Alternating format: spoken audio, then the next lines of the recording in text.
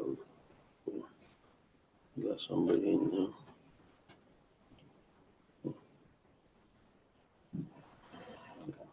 Hmm?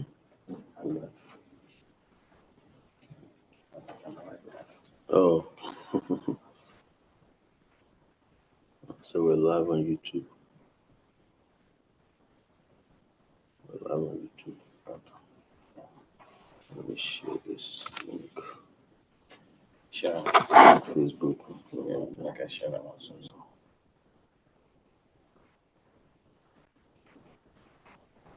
We'll start in a few minutes, so get people ready.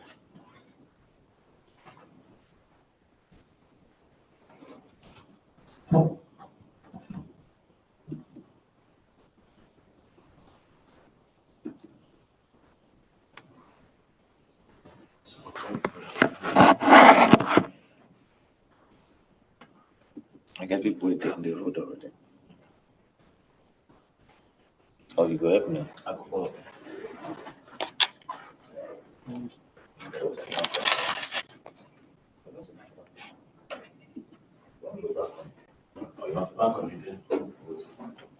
I cannot send a WhatsApp for you. Okay.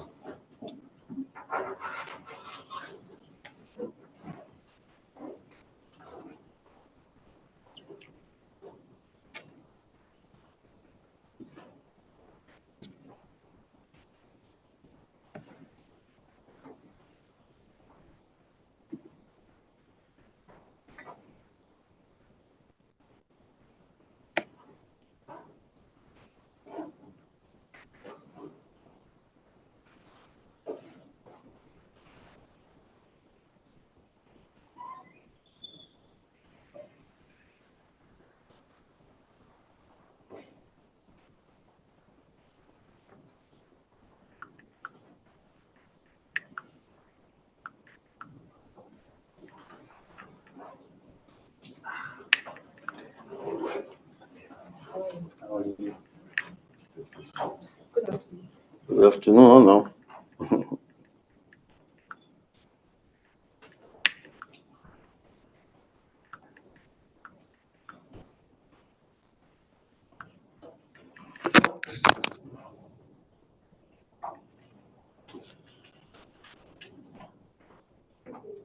Hmm?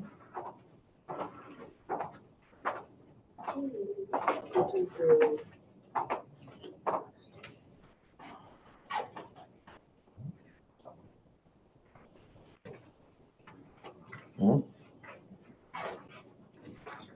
But, What?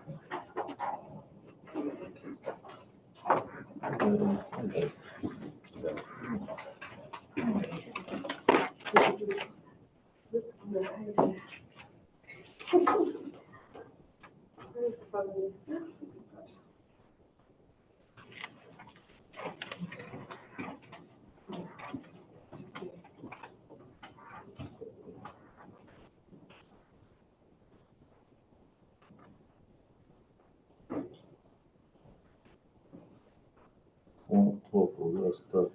yeah.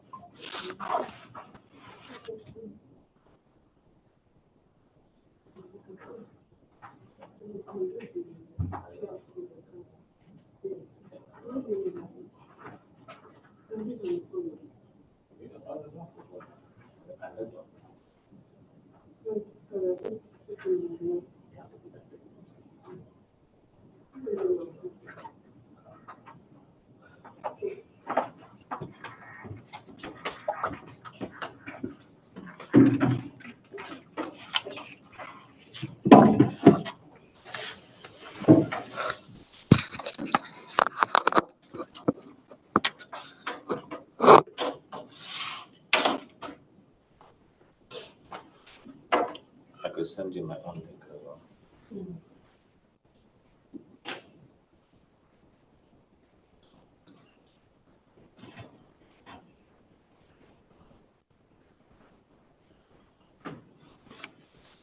Remember the person name? Oh, you for case study. Priscilla. Priscilla.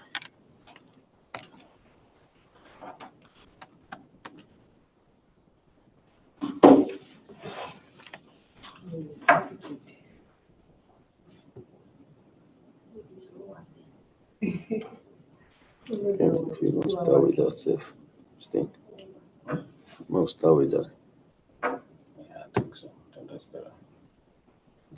How you got what we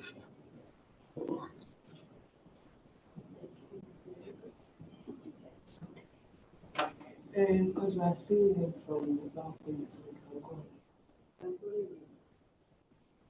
You have to come.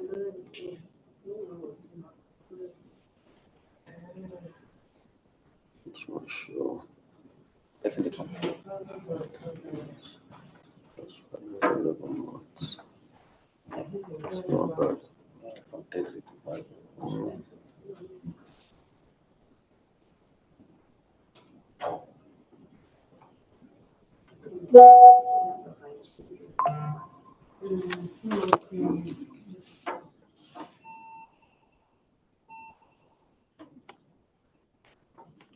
Okay, you have the YouTube link. The YouTube link. You send it to Oh, yeah, let me send it to you.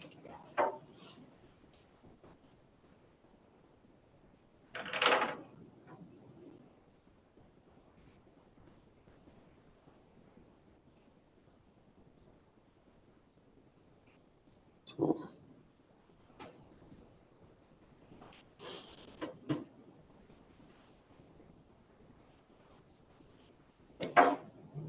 Thank you. Can you see the link or you just I got it. okay? just the introduction and I'll take it from here. You're not to start now. That's the people coming. Still have people come. I just even let people in there and say, no, what you doing? What you want? You don't warm them up. You don't warm them up. Warm up the people. That's me. Good job, man. Wait for the next person. Somebody's coming. Somebody's coming. Let's wait. I think you can go downstairs. You That's know somebody the kids are coming upstairs. I gave him gifts. So we can get let's get something like this. Where did they keep my bottle?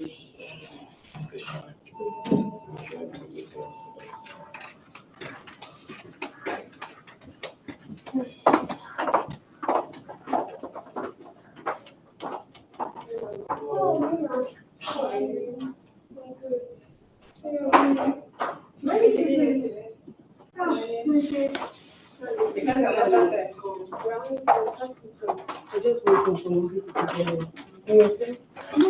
Hello, hi, how are you? I'm fine. Yeah, how you doing? Good morning. It's Good morning. afternoon rather. Afternoon, yeah. Welcome, welcome. Thank you. Mm-hmm.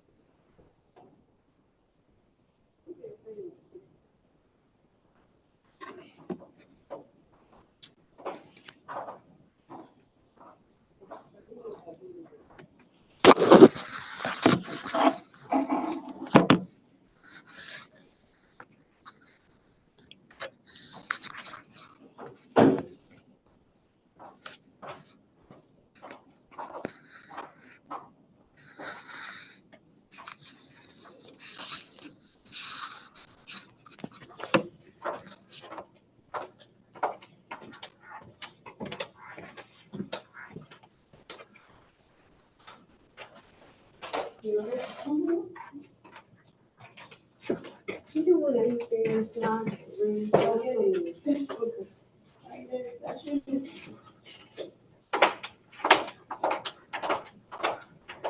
So I got a question on the presentation. We'll do like slides and video. Some people are waiting.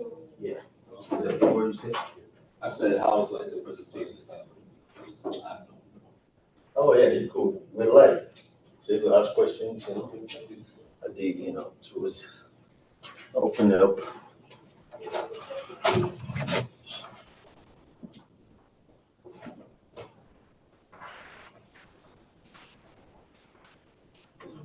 Live on which platform? This, yeah, I can watch it again. Oh, on YouTube, my YouTube page, yeah. What's the channel? Douglas Eze, How do you spell it? Douglas, and then Eze, last name. That's that.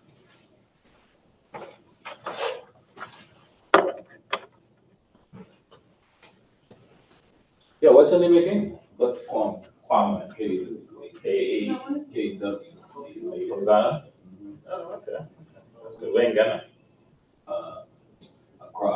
My dad is Ventura, so we more of the North region. That's cool. Okay. You been there before? My dad did a whole nation. It is. What do you like it? Hmm? What do you like it? How long did you stay there? It was like a month. It's like three years ago. Probably gonna go back next year. Oh my God. So what do you do here? Here, while I'm currently a college student, data science. Yeah. I was working like 2 weeks ago, and this is happening. So, I'm still to find this big time because I understand that assets, that money, I just need this money. Okay. So I'm going to go so. Okay. I think that's your mom. How many? So you're right at the sports kid. You will learn a lot when it comes to finance and that's what you know.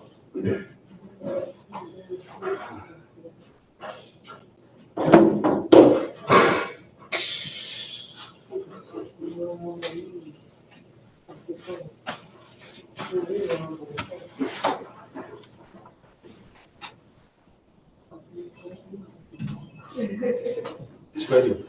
Okay, thank you. One day can be. One day can be. Okay. When and did You can we have to send just start now. the only We way. have to tell it. So, Main put it up on YouTube. we have to have it.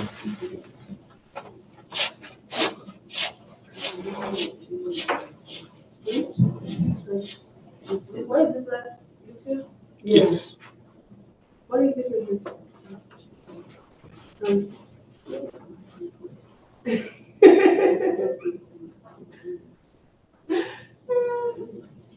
What?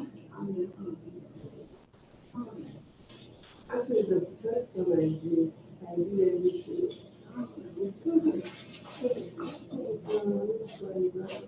All right, we're gonna go ahead and get started. Get ready? Let's start. We'll start now. Okay, So like that people on YouTube. Jones, thank you. You I'm wanna, going to. you wanna go in or should I start? I can. I'm done. You can help people on YouTube. But So, that's true. I've not sent it to someone. That's true. Because if I haven't picked on let me copy. See. I still got people coming in. Yesterday wrote I think YouTube is even better than Zoom. Zoom, yeah. No, this is Zoom. This is Zoom and YouTube. So we merge the two together. Oh, okay.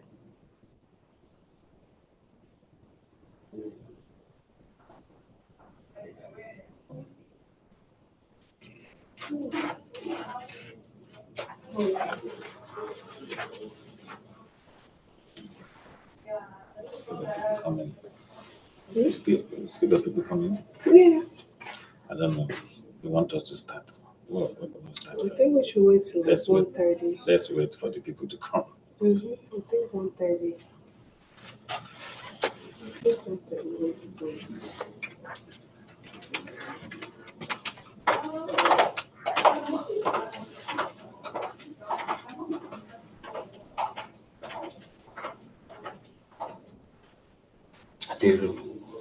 Aderonke.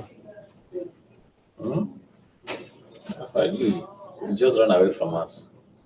We're not going to see you for office. I'm always online.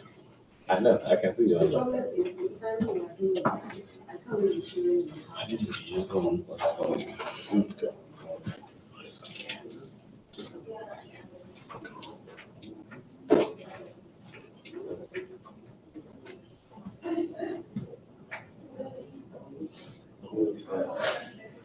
Oh, you could even say.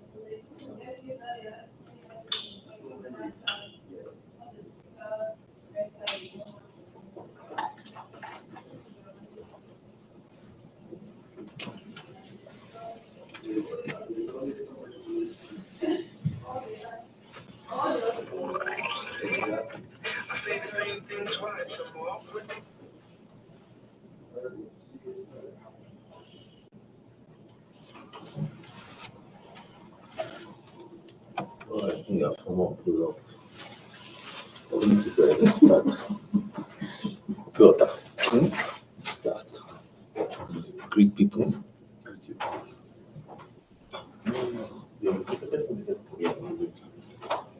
The wife went out with 2 phones, don't you? I don't know I should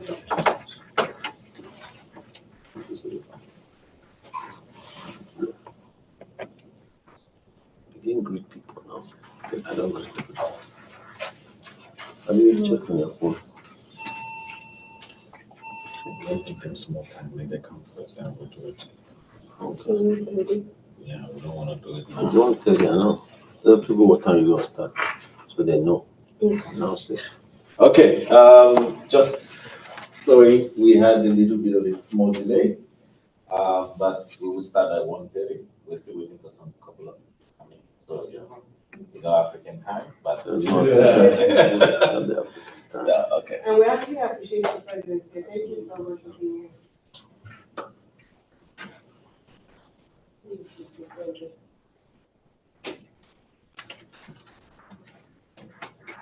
So is it like a weekly thing or a monthly thing?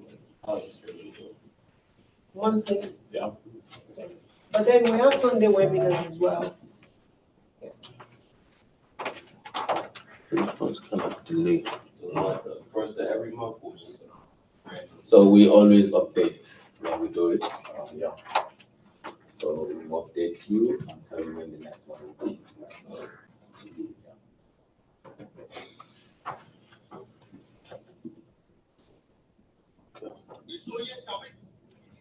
He said we're going to start at 1:30. Just wanted to.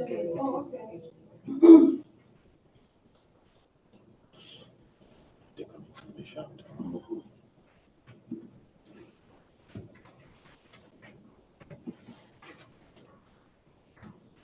Did you grab something to eat, sir? You can grab something to eat. Oh, yeah, I see it. Also, some. No, you can. Other stuff.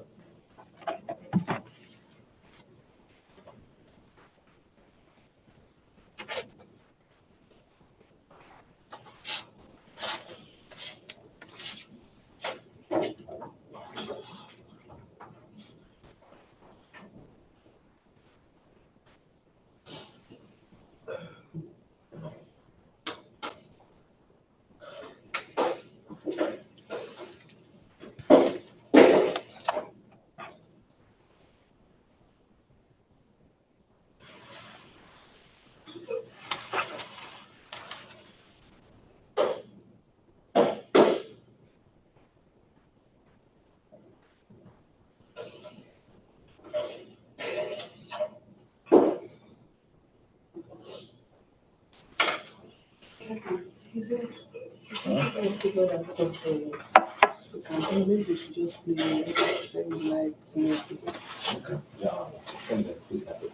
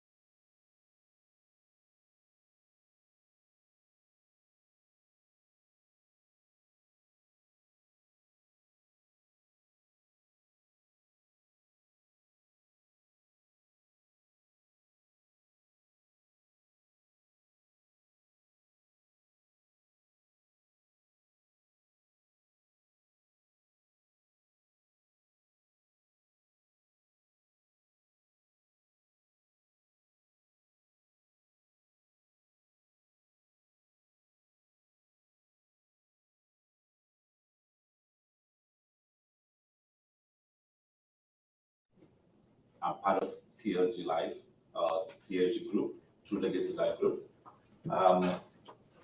Let's start with you. Well, good morning, everyone. Thank you so much for being here. We really appreciate your presence. My name is Lauren Pierre, and I'm part of True Legacy Life Group, which is in the business of financial education, helping us to be more about money. And thank you guys for joining us online as well.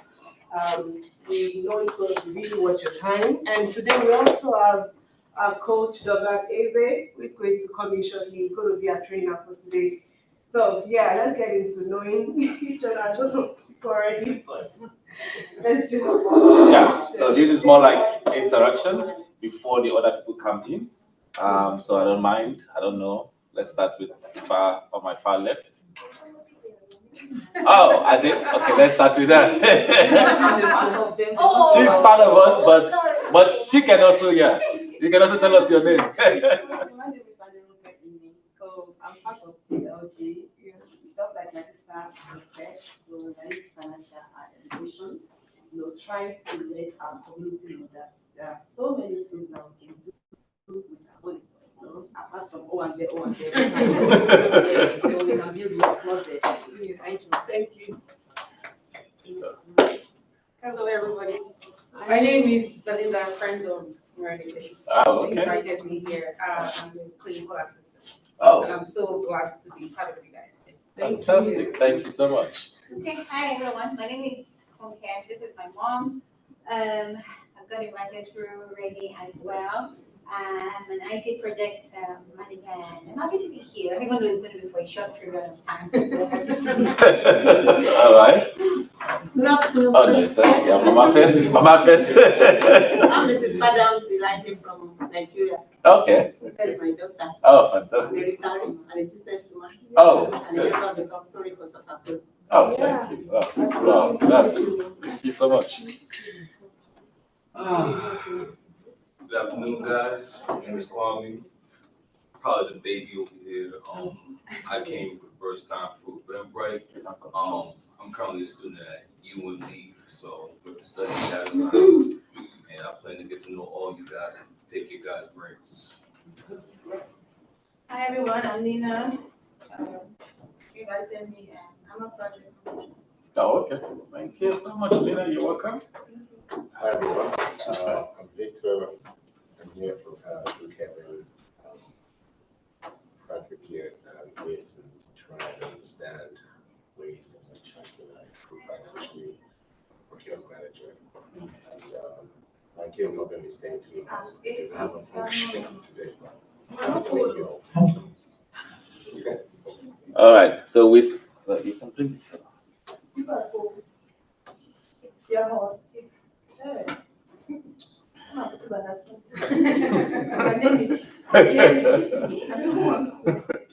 All right, so we keep on waiting for others. There are still more people coming in. But yeah, just 5 minutes. And for those who are on YouTube as well, we thank you guys for joining as well. And we're going to start in just 5 minutes. Just let's give those who are still on their way coming, so they cannot. So that we don't want them to miss anything. So we want everybody to gain the same knowledge, and let's begin early. Okay, now I just got news. We need to start. The reason is because we don't want to keep you guys here for too long. Now, before we start, I'm going to introduce somebody for you guys in the name of Mr. Douglas. Mr. Douglas is a seasoned financial strategist. He has much experience when it comes to finance. He has done it everywhere. He has, his goal is to make sure that our communities or our community understand how to use money. We make a lot of money, but we don't know how to manage it properly. So he has created so many structures for companies, business owners, individuals, families, and everybody else. So with no further ado, I am going to bring the man himself, Mr. Douglas Eze. How you doing, man? Good morning, good morning, good morning. Thank you for coming. You know, I see everyone is introduced themselves, so that's good. So thanks a lot for, just being in here.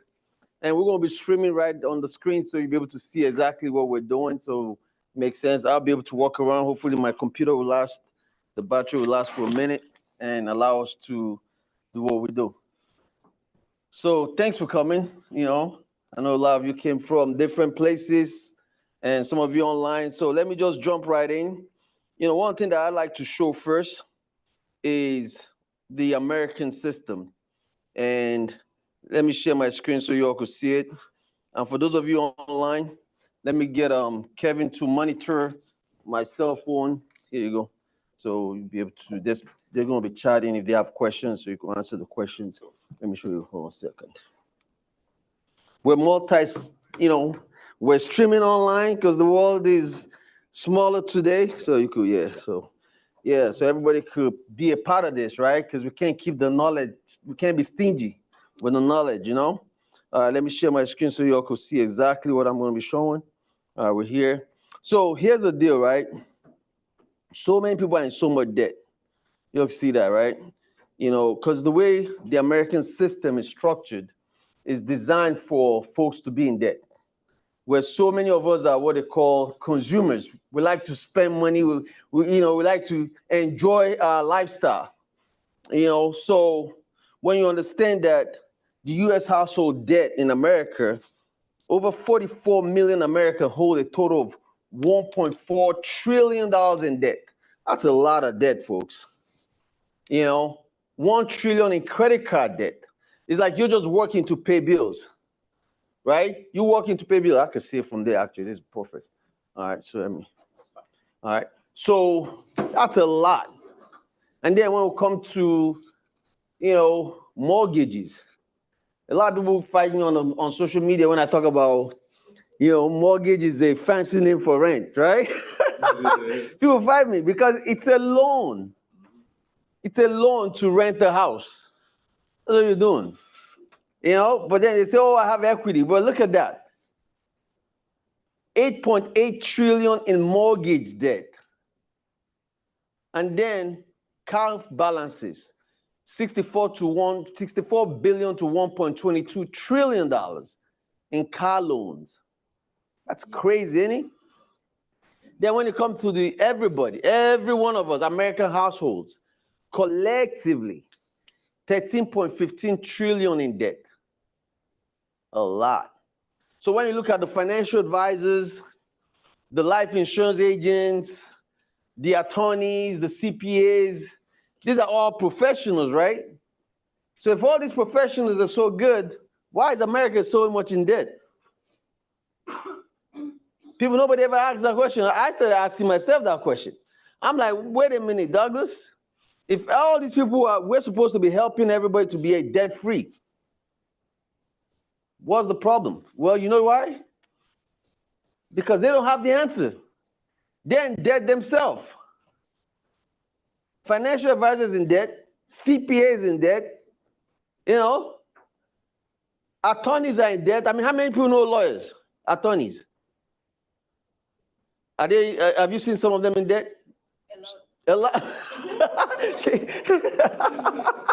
Right? A lot of them are in debt. So if all these people are in debt, how are they going to help? It's like the blind leading the blind.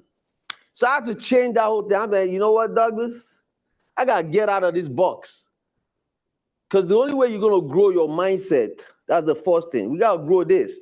Because the way you build wealth is you increase your mindset. It's not about the degree you have. It's not about the school you went. It's what you put in your mind, which is where a lot of people fail. They don't invest in their mindset. See, I have a high school diploma from Africa. I didn't go to college. I don't have degrees. I don't have masters. I don't have a PhD. I have a PhD, though. Public high school diploma. That's my PhD. Isn't it PhD? It's the same letters, 3 letters. But what I did was I invested in my mindset heavily because I realized quickly that the only way I'm going to build massive wealth, I got to invest in my mindset, and I did that. And I said, I'm going to step outside this box, And I'm going to start learning how the wealthy in America operate. Because the wealthy in America, they figured this out a long time ago. While everybody's doing one thing, they're doing something different. So I'm like, man, I got to see what they're doing differently from everybody else. Because every one of you is making money. Every one of you, you're making money. You all look good. You know, you're all getting paid. Because money comes in. Oh, I left all my cash at house. Hope my wife don't see it. So money comes in. Your money says, you know what? You created me. Let me work for you. Save me so I can save you. That's what your money is saying. Protect me so I can protect you. So let me ask you the question. How are you protecting your money? See, when we put money in the wrong place, money lives. It doesn't want to stay. Money is like water. See, when you put water in a cup, like this cup right here, has water in it. The water is like, listen, Douglas, you need to drink me. Use me to clean the house. But don't leave me in this cup, because you leave me here, you're making me useless. I'm not useless. I'm water. I'm very powerful. I could do a lot of things. I could destroy houses. I could destroy cars. I could destroy everything. Do you remember that I flooded the world at one point? Because I'm water. But you leaving me here, what's the purpose? Guess what the water start doing? It's going to start evaporating. Right? After months and years, this cup will be empty. There'll be no single drop of water in it. Same thing with your money. When you make money and you put it in the wrong place, the money is like, why am I here? I'm money. I could buy you a private plane. I could buy you a Louis Vuitton bag, ladies. I could buy you Gucci belt. I could buy you Versace, whatever. I could buy you houses. I could help you make more money. But when you leave me here, I'm useless. I'm not making money. Now, what happens? Because you don't know the value of your money, guess who knows the value of your money? The banks, the media, and the government. They know the value of your money. So what do? They take your $1 and they loan it out to 7 to 10 different people. Because banks make money loaning money out. Banks don't make money sitting in the bank account. You like to see your money. Oh, I want to see my money in my account. Oh, I got 20,000 now. I got 50. Oh my God, my money's there. The bank is like, man, who has good credit? Douglas, you have good credit? Yes. You need money, Douglas? Yes. Give me your money. And the bank loan me them your money. Your 50, they give it to me. And I take it while you're busy worrying about the banks. Let me have that laptop again, sorry. When you're busy worrying about the banks, worrying about the bank's interest rate, because a lot of people, what they do, they start counting the bank's money. Oh, how much interest is the bank making off you, right? Now what people do? You buy a car, they're telling you how much, the bank is making all this money. I'm like, all right, let's talk about it. So I go to the bank and I borrow money from the bank. This is the difference. $50,000 because I want to buy a car. And you're like, what's the interest rate the bank is going to charge you? I'm like, well, I don't care because I have good credit. If you have good credit, interest rates don't matter. People be like, what do you mean, Douglas? Interest rates do matter. All right, let's talk about it. So in this case here, I go take a loan from a bank. And the bank says, Douglas, how long do you want to finance the loan for? And some people would be like, well, I want to pay it off in 4 years, 36 months, 3 years, right? But look at what's happening, 5% interest rate. In 36 months, that's 3 years. Look at your monthly payment, $1,499. And what do most people focus on? Interest rate. Oh, the bank is only going to make $3,948. That's good. They didn't make any money off of me. Let me ask you all a question. Is the bank a human being? They're a business. They only have human beings working there. Bank teller. People are getting financial advice from a bank teller. Think about that. From a bank teller. How much is the bank teller making? Minimum wage. And you're making, some of you, because you all look beautiful in here, you all are making 6-figure income, and you're going to somebody making minimum wage for financial advice. What does a bank teller do? Nothing against my bank tellers. Please don't be upset because I have some money in the bank. Don't be upset. But check this out. A bank teller's job is to sell product. They're salespeople. You all know they're salespeople, right? Because most people don't look at them and go, oh, it's a bank teller. Because the only person you think about a salesperson is a car sales guy or somebody selling you shoe at the store, retail. But a bank is a retail environment. It's retail. They sell products, CDs, money market, savings account, blah, blah, blah, blah, blah. Loans, that's a bank. That's their job.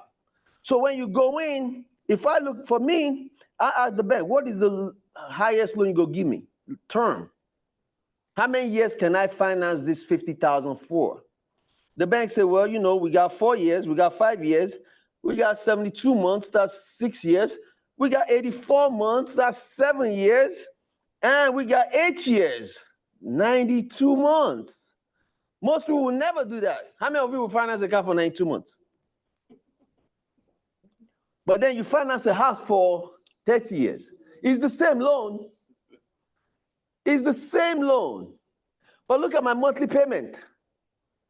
$633 from $1,400. See that? What do most people focus on? Interest rate. Oh, no, you're gonna pay the bank $10,000. I don't care that I give them $10,000. It's gonna take them 8 years to get that 10 grand. Now, here's what the bank does. The bank knows that one day you're gonna die. And because they know we're gonna die one day, they want to try to get their money quickly. Because just think about it. If I take a loan from one of you, you wanna get your money quicker, right? You don't wait, you're not gonna loan me money for 8 years. Even if I'm your best friend, you will never give me money and say, pay me back. You want it back in 6 months, 6 months, even too long, Seth. Right? 2 months, 1 month, and then what happens? I go into witness protection program. And you didn't even charge me interest, 0 interest. And I go hide. No. So the bank is saying, listen, go buy the car. We're going to use the car as collateral. And they ask you, can you afford to pay the car note every month? Based on your debt to income ratio, based on your income and your credit, the interest rate is 5%. And you say, okay, I could pay $633 every month for the next 8 years. The question is, what are you doing with the difference in the money, of the money? The $1,400 a month that you could have been saving, what are you doing with it? See, what I do with it, I put it in a compounding interest account. And a lot of you have that because your money is saying to you, hey, you made me. Tell me what to do with the money. Where you going to put me? Then it's your job to do the research and find a place to park your money, that the money is safe and it's protected. That's your job because you created the money. So you need to find a home for the money. Now, there's high yield savings account, right? American Express has one, Goldman Sachs has one. Some banks have one. The only thing with those high yield is only good for a year or whatever, and then every year they renew. But let's talk about that. Let's say we find one for 4% interest rate. There's sorts of things like that, right? All right, but you know what I want to do? I want to reduce it to 3%. Why 3%? Because I want to show you the difference between amortized interest versus compounding interest. Because a lot of people don't understand what compound interest is. They think the same 5% is the same as the compounding. No, it's different. So here's what happens. So we're going to come back here. And I'm going to remove this, put 0 here. Remove this guy, put 3% here. But before I even do that, I want to do 0 here. Let me put 0. And then I'm going to take the difference between that 3-year loan, which was 1,000 plus. So I'll put 1,000 here. Remember, it was going to cost me 1,000 something, right? 1,400. Man, I got a mathematician in the house. So 800. Thank you, Lillian. I love it. Lillian, right? Lena. Nina. Nina. All right, Lina, you gotta come walk with us. I swear, because you are it. Look at that. In the same 8 years period, you put that $800 difference under your mattress with no interest rate. 8 years, you have $76,800. Did you make more money than the bank? You made more money than the bank. How much did the bank make? Is the $50,000 your money? No. So why people keep counting the bank? Don't say, oh, you paid $60,000 in the loan. No, you didn't pay. You paid $10,000. That's all the profit. You just pay back the loan. Is this making sense? You're understanding? All right.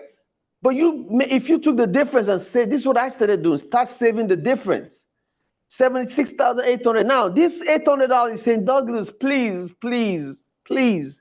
Under your mattress is not good, Douglas. Can you take me to somewhere and he said, what if somebody could come and steal it? Your children can come and steal the money. They'll steal me. I don't know your children. I know you. I know you. I don't know your children. The house, armed robbers could come because they find out that you have money in the house. They'll come steal. So take me somewhere. And what do? All right, let me go to the bank. And we take it and we find a bank that's going to pay us 3% interest rate. Guaranteed. 8 years. Now you are $86,000. Whoo! You liking that one? You see the power of your mindset. See, when I started understanding this, I'm like, good God Almighty. Hi. The American financial system is designed to take money away from you. Every one of you in here are business owners in the eyes of the government. A lot of you think you're a business owner when you start up an LLC, a corporation. No, your social security number is a tax ID number. The government already sees you as a business. The only person that don't see themselves as a business is you. And because you don't see yourself as a business, they're going to say, okay, we can't help you with that. What does every business owner need? Capital. Thank you. Capital. So if you know you're a business owner and you need capital, what should you do? You need to find a place where you can access capital anytime you want. So what I realized quickly, I said, well, first of all, Douglas, this $800, I'm glad you're getting 3%, but here's a problem with that. And I said, what's the problem? He said, well, you got to pay taxes on that money because that's profit. Because how does the U.S. government make money? They don't print money. They make money off tax revenue. Everywhere you make money, you got to pay taxes. You buy a house. Oh, homeownership, I bought a house. And you take a picture on Facebook.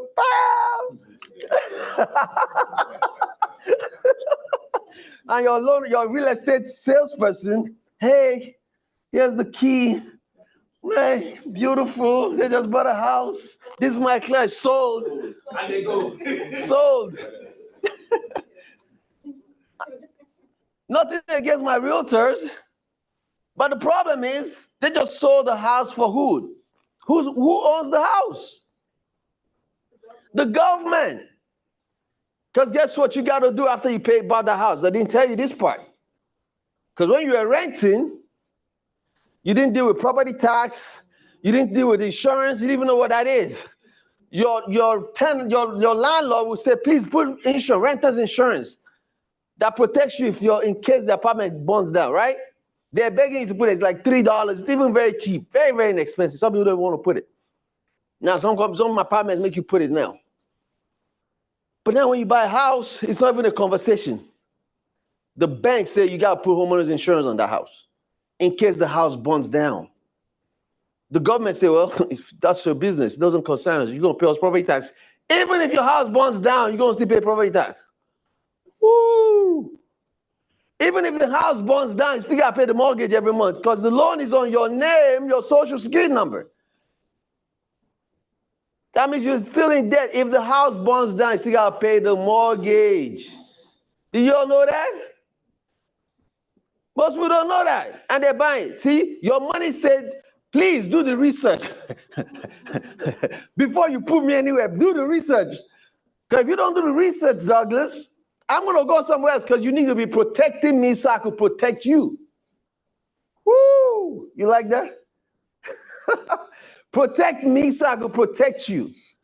That's what your money is saying. But most people, we don't do what? We don't protect them. And we work so hard to make the money. Is it easy to make money?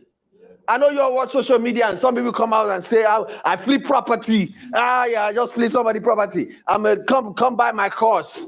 And you go buy course and it ends up in your computer. And they tell you you're going to make 6 figure, 7 figure. They make you feel bad for working a job. Why are you working a job? You need to be an entrepreneur. Entrepreneur life, yeah, an entrepreneur. Become an entrepreneur. And you go become an entrepreneur, you realize, oh my God, sulfur is too much. You're drinking water and Gary. Nobody knows that you're struggling. People working job are just living their life. You see them going on vacation. You're like, man, how they going on vacation? Right? Don't worry, see, they listening. They want to make sure you go spend that money. They want to make sure you spend that money. So understanding the power of your dollar, knowing that every day we're taking risk every day. Driving back and forth to work, you're taking risk. So knowing you're taking risk every day, don't it make sense to realize that you are the investment? Why are you taking your hard-earned money to invest in somebody else's company? Woo! Now I'm going after the folks that tell you to come invest. The financial advisor. Let's talk about those people. They put on the suit. Yes, holistic planning. I'm your financial advisor. We need to do this mutual funds, you know. It's been averaging about 8% interest rate for the last 20 years. Blah, blah, blah, blah, blah, blah, all these things. And you go put money in it. And the market crashes. And they say, oh, wait, it's paper loss. You don't need to do anything. Don't worry, the market is going to bounce back. It's going to come back. By that time, before it bounces back, you're 5 years older. You're 5 years older. The market takes time to bounce back. And so many people have lost so much money doing that, forgetting that they're the risk. You're the investment. And because you're in the investment, you're losing money and you're taking risk every day. What if you get sick and you're laid up in the hospital? Who's going to pay your rent for you? Your mortgage? Your car note? Do you know how many people have lost their homes due to sickness? How many people? Laid up in the hospital, in a coma. Now, some people are in the hospital in a coma, they could still hear whispers, they could still hear certain things, but they just can't open up their eyes, right? And then while they're in a coma, the family members are surrounding, talking, because, you know, that's when people going to talk about money. And you're there laid up. And they say, the bank has been calling, they want to take the house. And this guy is listening like, I don't know whether I want to wake up. I can't wake up right now. Nah, they want to take the house. We don't have protection. There's no money. Because remember, most times what happens, one person is making all the money, is the one paying the mortgage that qualify for the loan. And that's the person knocked out. Because he's been, especially the guys, you know, the guys, you know, our women look so beautiful. Feed us pounded yam at 7 o'clock at night. You're eating it. Yeah. The woman is going to the gym, working out. Guys are eating a bar and rice and, you know, all these things at the middle of the night. And then, So you're hilarious. Yeah. Is it not true? It's not what you all do. You know? Because my wife be doing it to me. I have to force myself. Lie, I'm not chopping again. Leave. Because she'll be eating some nonsense. I mean, because she look good. I'm like, this one, no weight. I've been watching her. She doesn't catch weight. But me, I eat small. My belly will come out. I say, hey, good God Almighty. So I said, no more. Let me watch what I'm eating. I don't even eat anymore. I use flaxseed milk. People say, "What's that?" I say, "Don't worry. Chef not be super wancho." See, the person laid up in the hospital, and then the house goes into foreclosure, and an investor buys it at a discount, or the person dies. All that property goes back to the U.S. government, and an investor buys it at a discount. Your money is like, protect me so I can protect you, but we're not protecting our money. And because of so many folks in so much debt, the U.S. government understands this, the banks understand this, that so many people are in so much debt that they're like, oh, you know what? They don't really realize that we're working to make money for the government, the banks, and everyone else. So we decided to create a program that allows our clients to just focus on what's important, helping them get out of debt in less than 9 years, using different principles. Not the same thing, because the only way you get out of debt is what? Make extra payment, right? Pay extra. Pay extra. Pay cash. Don't buy. Why are you in debt? Pay cash. See, when we came to America, me getting into this financial service business, I'm like, wait a minute, cash. Okay, it's good. I was cussing people before when, until you come to America, you realize when you're in Africa, you're like, we pay cash for everything. When you buy a house, you pay cash. And then you come to America, you're like, I pay cash. They say, well, we want you to have good credit. You're like, credit? What does that mean? Credit. Then you start understanding the credit game. But most people don't take the time to understand the credit game. See, when you're in Rome, they say, act like Romans, right? Give unto Caesar's what Caesar's, give unto God what's God. So when you're in America, figure out the American financial system. I had to figure it out. I realized quickly that credit is queen in America. And cash is king. But a different type of cash is king. Not this regular cash. Cash sitting in the bank is useless. So I had to figure out what that means. So we designed a program that helps our clients become debt-free and build wealth at the same time. At the same time. Not just because, think about it. If it's going to take me 10 years to pay off my debt, and then I start saving, that's 10 years I've lost. I need to be saving at the same time that I'm doing it. I'm going to show you how I save I pay myself first. Everybody hear about pay yourself first, right? I just wrote an article for LinkedIn that I'm going to post next week. But you all get to see it. I'll show you what you all get to see it today. Because I haven't posted it yet, but I'll tell you exactly. But it saves me $150,000 every year using my office rent, my mortgage, my cars, and I save $150,000 every year that I put back into my own private bank. We won't talk more about that. Because you got to build your structure to be strong. So the average American household, for every dollar you earn, every time you earn a dollar, look at that, 34% goes to interest rate. 34%. That's credit card interest, mortgage interest, student loan interest, financing a car interest, and the banks understand that. And they use that to, let me charge it and then just scroll through as we go. So the banks understand it and they use that to make so much money for everybody. Credit card. And then taxes. Look at that. 40% of your dollar goes to taxes. 40%. So between the bank and the government, that's 74% of your dollar gone. Now, some of you might be like, 40%? I don't pay 40% tax, right? Do you even know what your tax bracket is?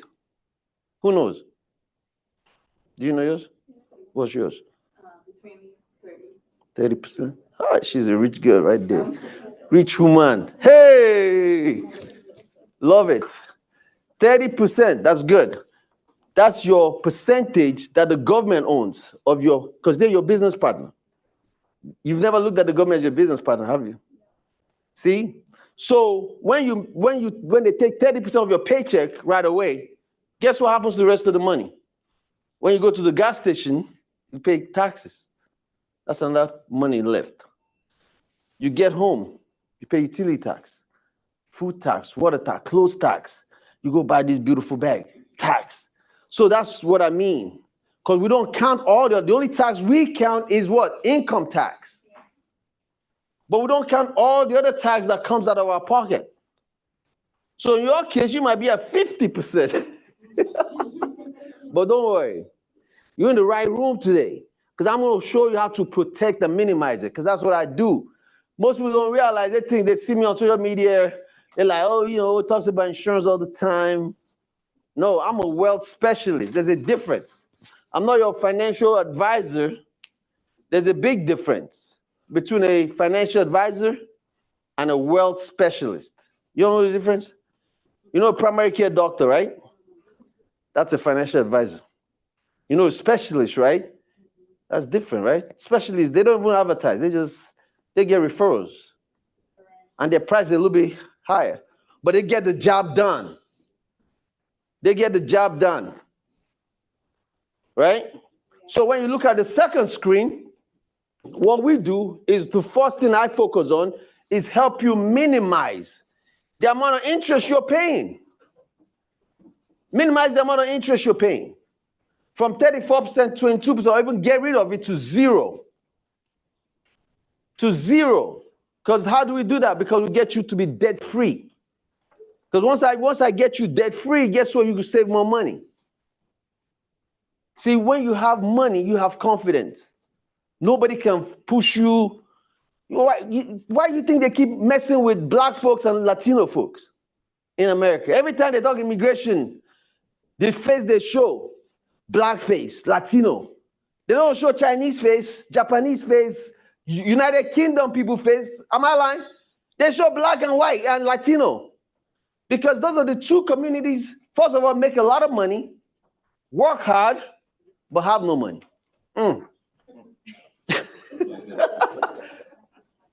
And they put a thumb on you every time. And then we're divided. Divided. In the black community, there's so many different tribes. There's Yoruba, there's Ghana, there's Hausa, there's Igbo, there's Cameroon, there's South Africa, there's American black, all divided. West Coast, East Coast, Igbo. And then the Latino community, they got Dominican, Puerto Rican, everybody fighting each other. Divided. See? But once you understand the value that you bring to the table, then you could do something different. So what we did, once we reduced the amount of taxes, look at how many went to 30% from 40. Why do you think the wealthy in America is always doing what? Looking for ways to minimize their tax bill. President Trump said, I only pay $700 in taxes. And everybody was upset. Why? How he pay $700? He's a billionaire. Me, I'm making $100,000. I'm still paying all this money. And he said, what did he say? I follow the tax law. I didn't do anything illegal. In fact, they keep talking. He said, listen, you know, Trump don't care. He'll call out everybody. He's like, Bill Gates don't pay taxes. Why y'all coming at me? Warren Buffett don't pay. And Warren Buffett said, what did Warren Buffett say? Well, you know, I want to pay the same amount of tax like my secretary. You all heard him say that, right? Like my secretary. I said, well, Warren, write the check now. You know how much your secretary pay. Your secretary is probably at a 30% tax bracket because, you know, to be a secretary for Warren Buffett, it's big money. So she's probably at a 30% tax bracket. So Warren, write 30% of billion. Nah, Douglas, can't do that. Because the wealthy in America have figured out a way to minimize their tax liability. And the government say, hey, if you can figure it out, you're good. So the next slide, you know, Kev, knowledge. Knowledge becomes power if you do what? Put it to use. So many of us have knowledge about a lot of different things. But if we don't put it to use, it's wasted knowledge. It's wasted knowledge. You know? So the next one. What's this? fire me fast. Leave those people, they're late, man. Let them go and sit down somewhere. Continue. So what if you go learn how to reduce the volume of interest you're paying to lenders? Get out of debt in 9 years or less. Improve your cash flow. Decrease taxes. Efficiently save for children's college and other life emergencies. That's something a lot of us don't do, especially African parents. Oh, I don't want my children to have student loans. I want them to have, I'll pay for college. I say, hey, you're going to pay for college? Yes, I don't want them to suffer. I say, okay, no problem, I won't get to that. Retire with tax-favored income. As a parent, let me ask you a question. They say, what? I say, your children, when you gave birth to them, mommy, from age 1 to age 18, who was taking care of them? Did they pay any bill in the house?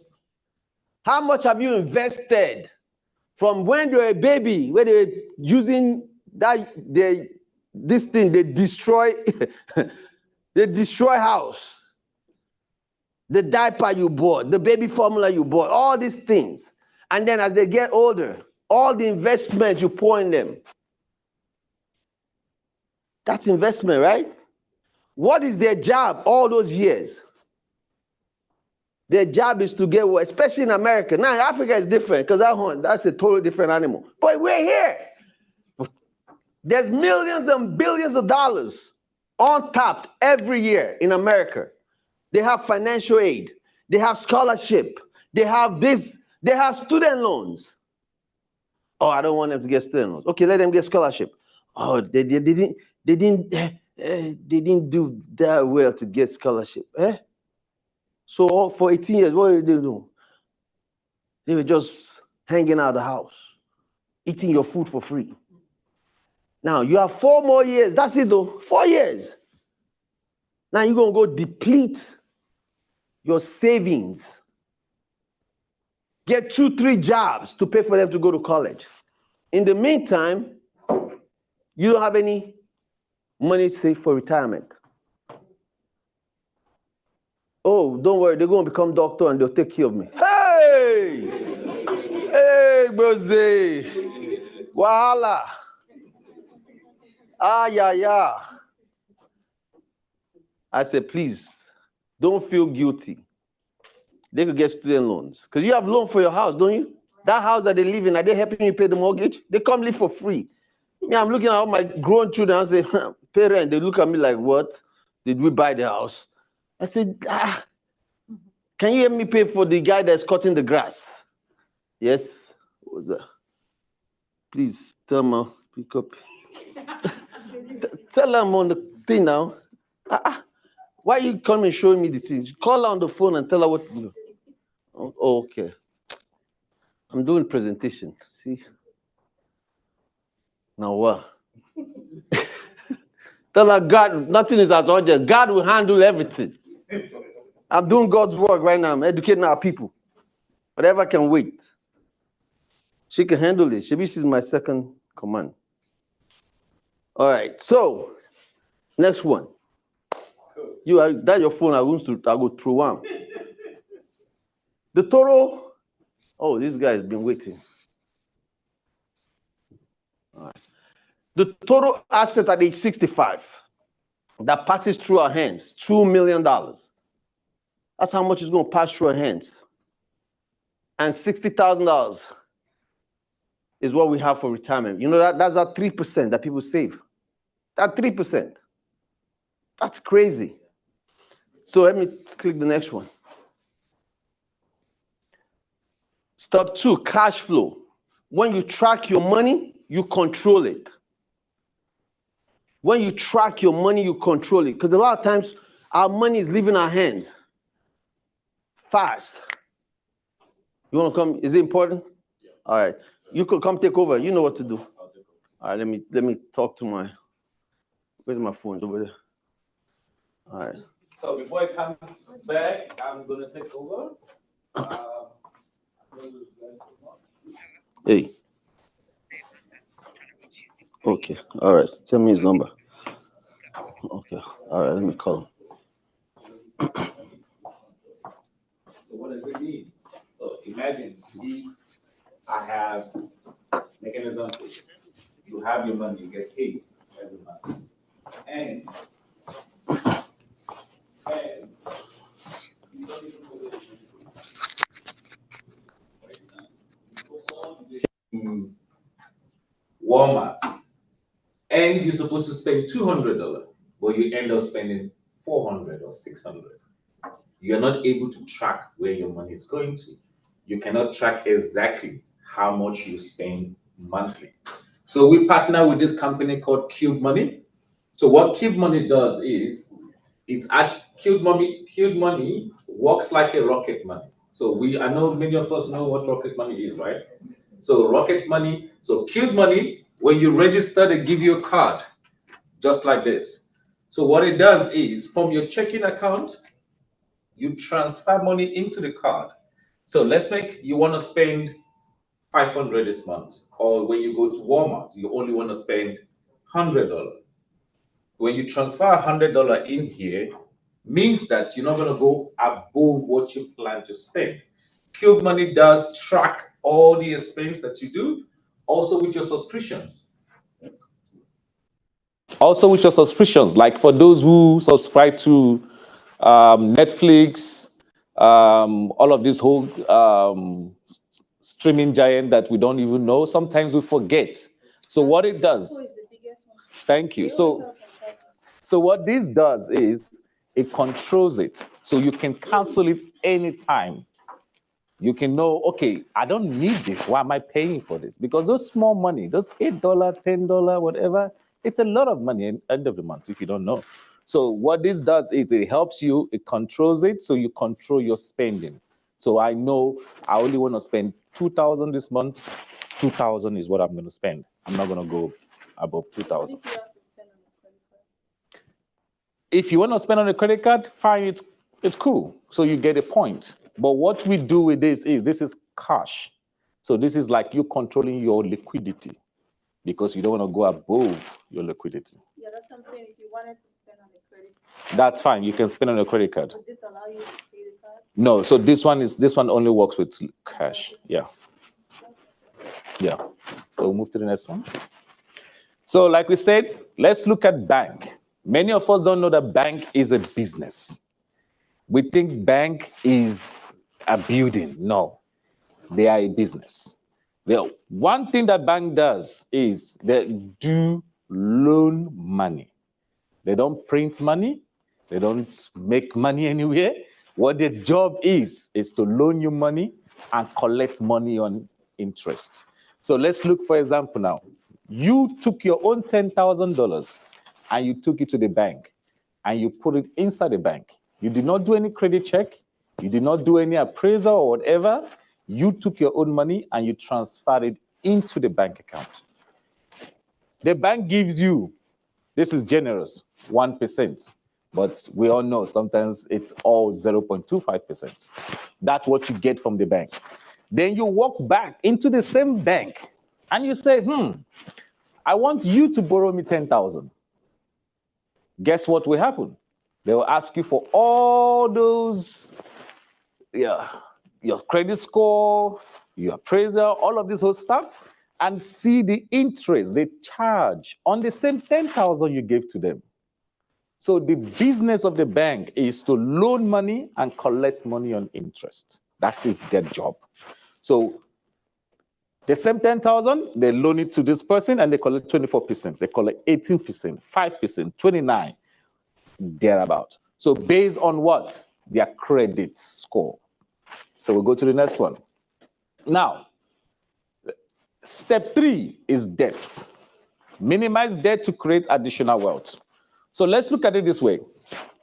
For instance, if you have a debt of 1,000, right? And you minimized it all the way to 400. What does that mean? It means that you have savings of 600, right? So now you have 600 to play around with.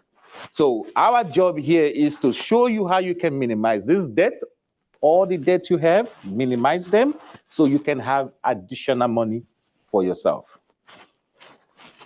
Now, let's go into depth about this debt issue. This is a typical family that we do have. One of our clients, they've asked us to use, they've given us permission to use them as a case study. Mark is 37, Joyce is 35, which they have 3 children, 6, 8, and 12. Income for Mark is $39.60 monthly. For the wife, it's $31.25. When they came to us, we asked them, why do you want your monthly retirement to be $5,000? They said their CPA told them that they can live off $5,000.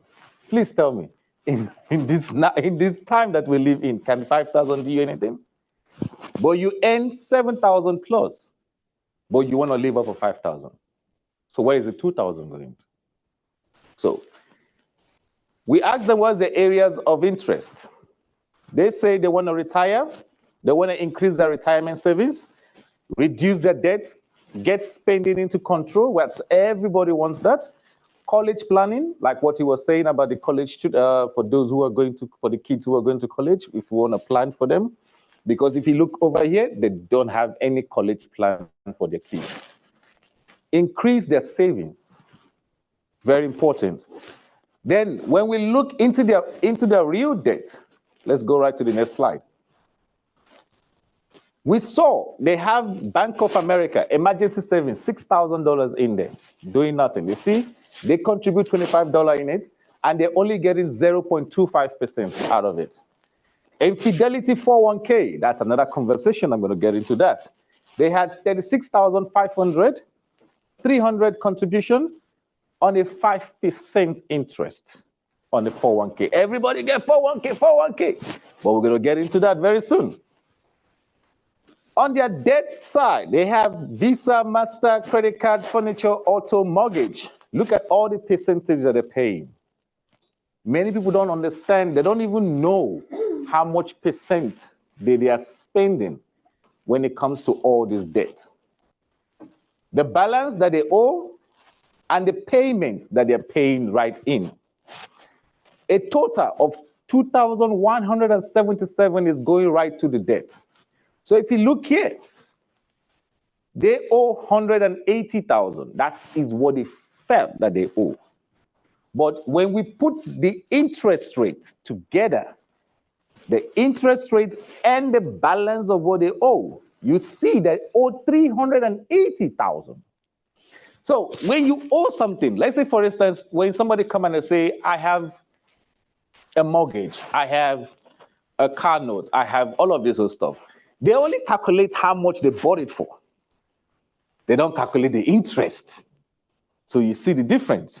So they think they owe $180 because of the total of what they bought the stuff from. But now the real debt is $380 because of the interest rate that they are paying. So if we move forward, now we get into their retirement plan. They have $36,500 on their current retirement savings. They contribute $300 into it on a 5% annual interest rate, 25% bracket. I know all of us, maybe, I don't know, you know what your tax bracket is? Good. So they are on 25% tax bracket. At the end of the 30 years, they're going to have $408,000 in the 401k. But 401k is not an investment. It's a tax code.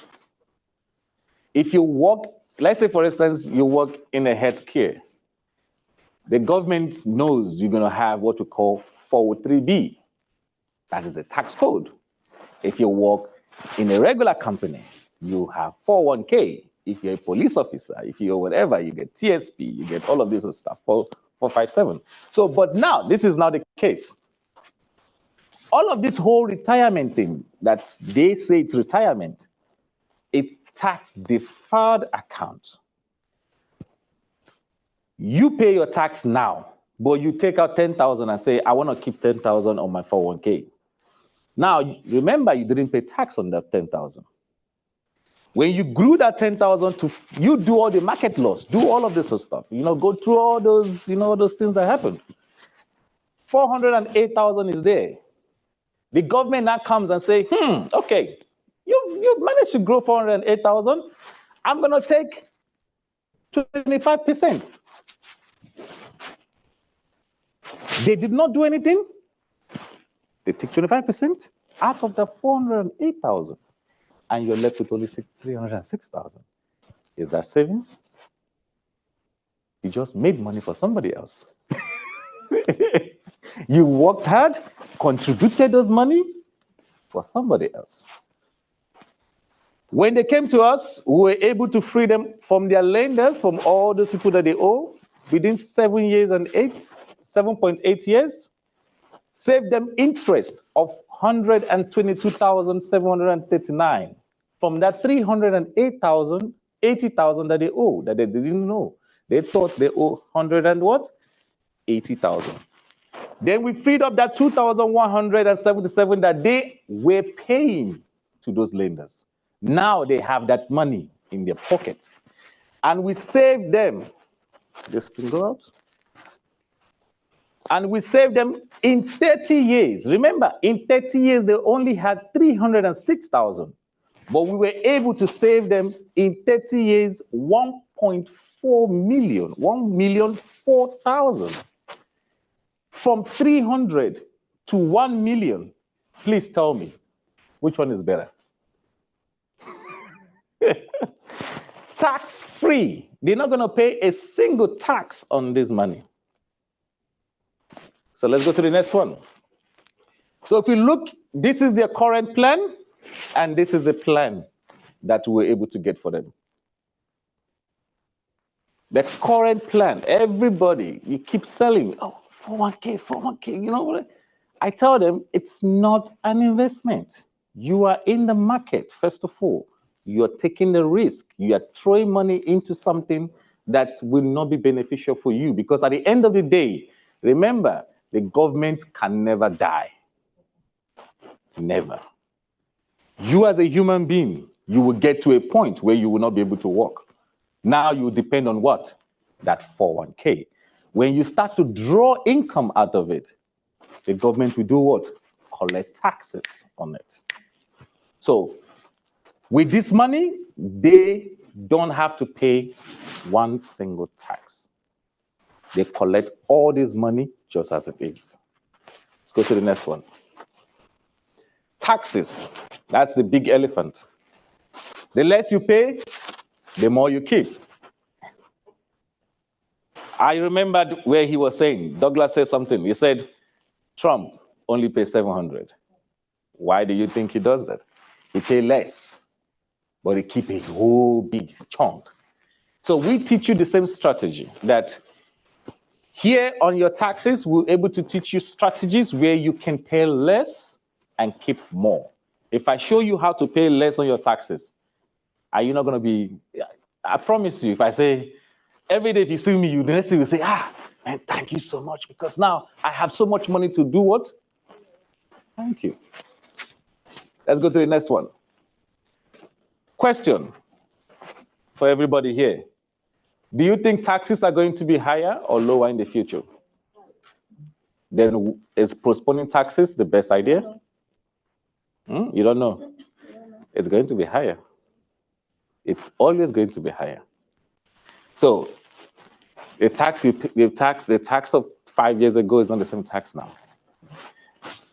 Is postponing taxes the best idea? It's not. Why do you want to postpone? Let's say you start at 20% and you get 10 years down the line or 15 years down the line, the taxes is now 25 or 35%. Why do you want to postpone your taxes when you know the taxes are going to be higher? If you say yes, if you say yes, taxes are going to be higher, when should we start tax planning? Today or yesterday? We should start yesterday. But now let's go to the next part. So if you look here, this is IRA. Everybody say get an IRA. We just show you 401k, we're going to show you an IRA. Here in an IRA, you have 5,000 at age 45. Very generous. You put in your 5,000 in the IRA, right? And they tell you, no, you have tax, tax deduction or whatever they call it. Guess what? You grew the 5,000 all the way to 40,000. The government smiled at you. Wonderful. Good. Does anybody understand what the rule of 72 is? Anybody tell me? Tells you how long your money is going to take to double. Thank you. Rule of 72, like what she just said, tells you how long. So what does it mean? You divide this by the amount of interest that you're getting. That tells you how long your money will take to double. Here is 40,000 at 66. Good money. They are on 25% tax bracket. No, go back. The government sat down and they collected $10,000 without them doing nothing. This is exactly the IRA. Everybody keep pushing you to go into. If I ask you a question, is it worth to invest in IRA? If the government will come at 66 when you save up to 40,000, you've grew that money up to 40,000 and the government collect 10,000, is that a good program? Why would they collect 10,000? Because you tax. It has to be taxed. Is it not taxed? Is it not No. Oh, you mean the capital gain taxes? No. The IRA, so they have two types of IRA. They have Roth IRA and they have regular IRA. This is a regular IRA. Now you didn't specify. Yeah. No, but your Roth IRA is still the same thing. The difference is one you pay taxes now, the other you pay taxes later. But now, even with the Roth IRA, after paying taxes now, you still pay taxes on the dividend that you get. You're still not winning. You're not going to win. So you're on 25% tax bracket, and the government collect 10,000.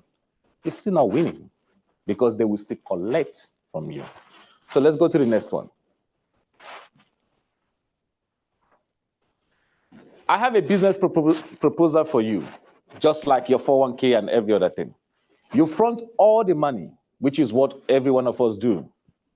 Put all our money on IRA, put all our money on 401k, put all our money on all of this sort of stuff. Then you take all the risk, market risk, up and down. You manage the business on a day-to-day business. 30 years from now, I tell you how much you owe me. Are you going to go into business with me? Then why do you put money in things that you do the same thing? You will go into business with me. Why? Let me ask you. After you do all of this, educate me more. Let me know. So I will invest money in different places. You invest money in different places, but you take all the risk. And I tell you 30 years time, I want to still collect from you. And I did not do anything. You will still pay me from your heart. You're not still going to make a lot of money. So let me tell you, ask one question. You suffered, made $1 million. And I come to you. I did not do nothing. I didn't contribute any money to you. I did not give you anything, nothing. When you reach retirement and I come to you and I say, I want you to give me 30% of that $1 million. It's going to be based on your income at that time, right? It's not 30%. No, I'm just making an example. Yeah, so it will not be... Even if it's 20% and I come and I tell you, give me 20%, are you going to give me? It seems like going to work. The government didn't go to work with you, but you still have to pay taxes. Good. But that is what I'm trying to explain to you. Why does the rich not pay taxes? They pay, but they don't just find different ways to not pay. Fantastic. That is what we are teaching you here. Understand strategies not to pay taxes. Taxes of $1 million is higher than taxes of what? $1,000. Even if I have $1 million, I'm not withdrawing withdrawing $1 million at once. If I say I withdraw 50,000, I'm gonna pay the taxes on 50,000 based on my tax bracket at that time. I don't wake up and withdraw $1 million from my account. You're missing No, you're missing. when you withdraw, you already have a year income. Let's say your standard salary. Any money you withdraw after your standard salary will be added, and then based off on your total income. I think he's referring to retirement, right? That's what he's talking about. I'm not working at retirement. So No, but she's getting somewhere. I know where she's getting. You can continue. Income at retirement. So what income is that? No. So if I retire with $1 million, Yeah. I'm no longer working, Mm. and I decide I want to withdraw 4% from my portfolio. That's 40,000. I'm gonna get taxed on. I want to ask you one question. what I have on that. I want to ask you one question. You say you want to withdraw. Are you going to leave off 40,000 till you die? No, 40,000 every year for the year. Yes, you pay taxes on the 40,000 every I'm year. gonna pay, and that's based on my tax bracket at that time. And I'm not working. So what tax bracket do I have at that time? I don't really have a. I don't have a Okay, now let me educate you now. See how it works, right? When they say you go and you invest in your mindset, right? Remember that your tax bracket you start now is not the same tax bracket you get when you get to retirement. Fantastic. When you get to retirement, let's make an example, you're on tax bracket of 25% at retirement. At retirement. I did not say you get to retirement. You're on 65. You retired on 65 and you're on tax bracket of 65. All that money is taxed on 25%. Don't tax bracket depends on what you It's what you end. It depends on when you end your retirement. So if see, yeah.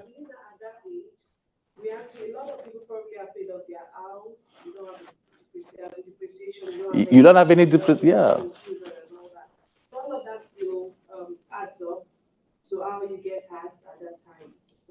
So, and the money that you draw, that you say you want to draw, it's income in the eyes of the government. You know that? It's income. If you collect Social Security, it's income.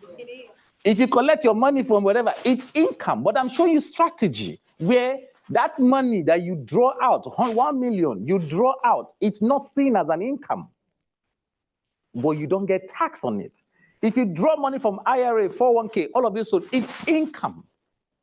Like if I withdraw money from a Roth IRA, I'm gonna get taxed on the capital gains. I'm not paying taxes on whatever I put in because I already paid those taxes. Okay, let me ask you one question. I put in, yeah. It also depends for IRA. For IRA, it also depends on the age of your retirement. Thank you. If you are not 65, of course, I know I'm not withdrawing the money before. I'm saying if I get to 67, if you withdraw the money before 59 and a half, of course you're charged with 10% penalty taxes. But I'm not withdrawing the money prior to that. So I'm gonna pay capital gains taxes, and it's very possible to be $1 million in a Roth IRA. I don't understand what you mean. So what I'm saying is that I can contribute.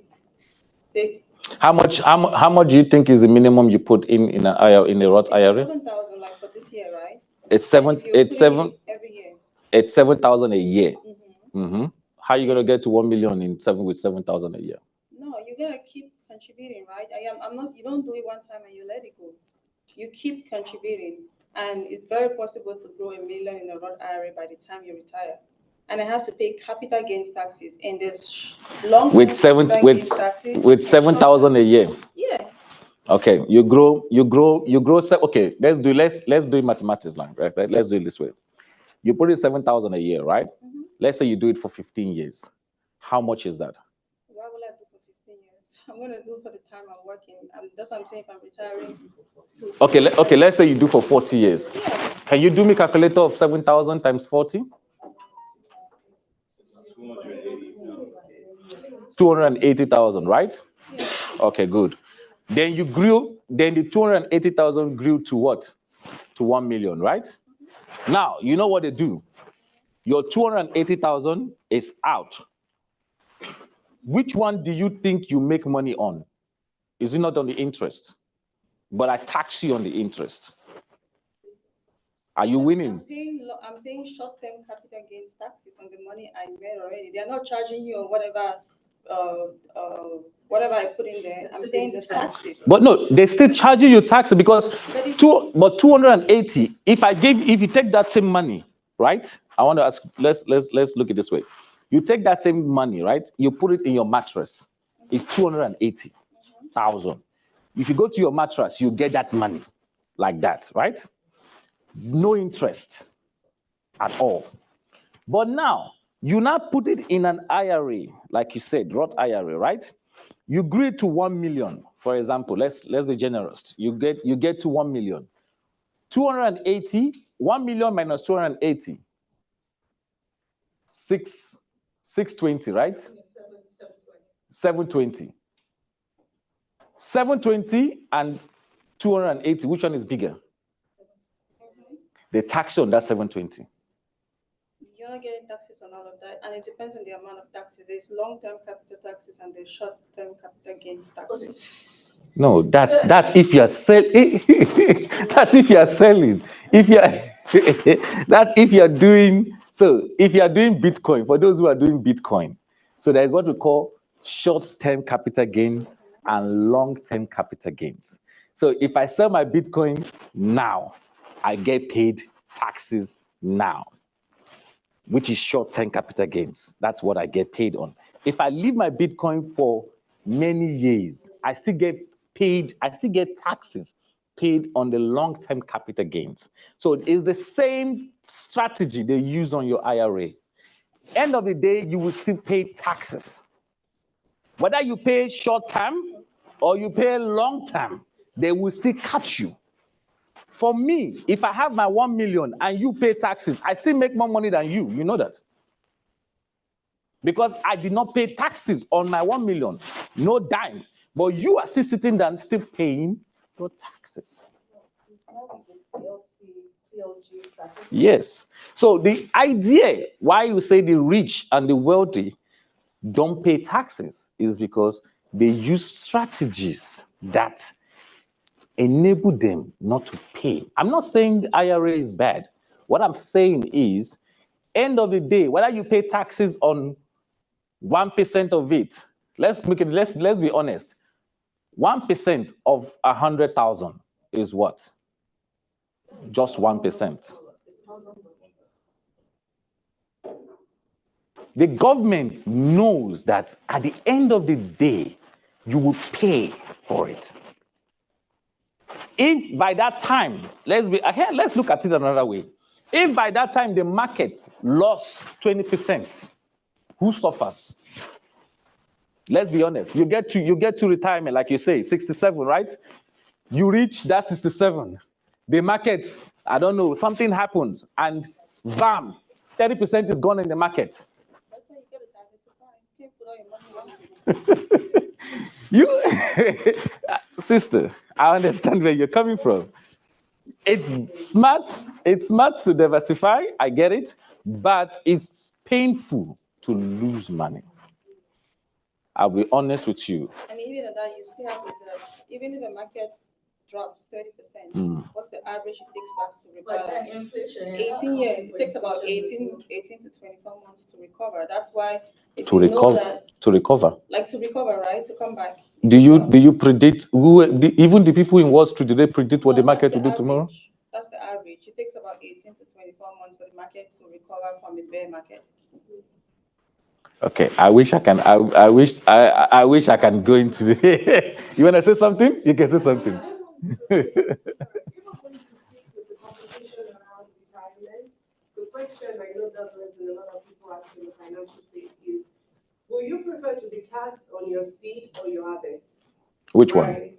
So it's just really because you can do anything, you can do both. Because if there are strategies that helps you to get taxed on your seed, I think I would prefer to do that. And if I can even that, because the more you invest in certain things, the things that you take a lot of risk, you tend to make a lot of money, right? But the more conservative ones, right, they are more secure, and that is those opportunities that get you taxed on your seed, right? Yeah. So when we're talking about 401k and every other kind of investment out there, you can decide to get taxed on your harvest because that is what happens at the end. But when it comes to retirement and you want to really be in control, and you talk about that diversification, it means you want to have different strategies. Maybe you want one that you get taxed on your seed, which is like the initial income that you're earning right now, right? Then you can also now have another one where you get taxed on your other.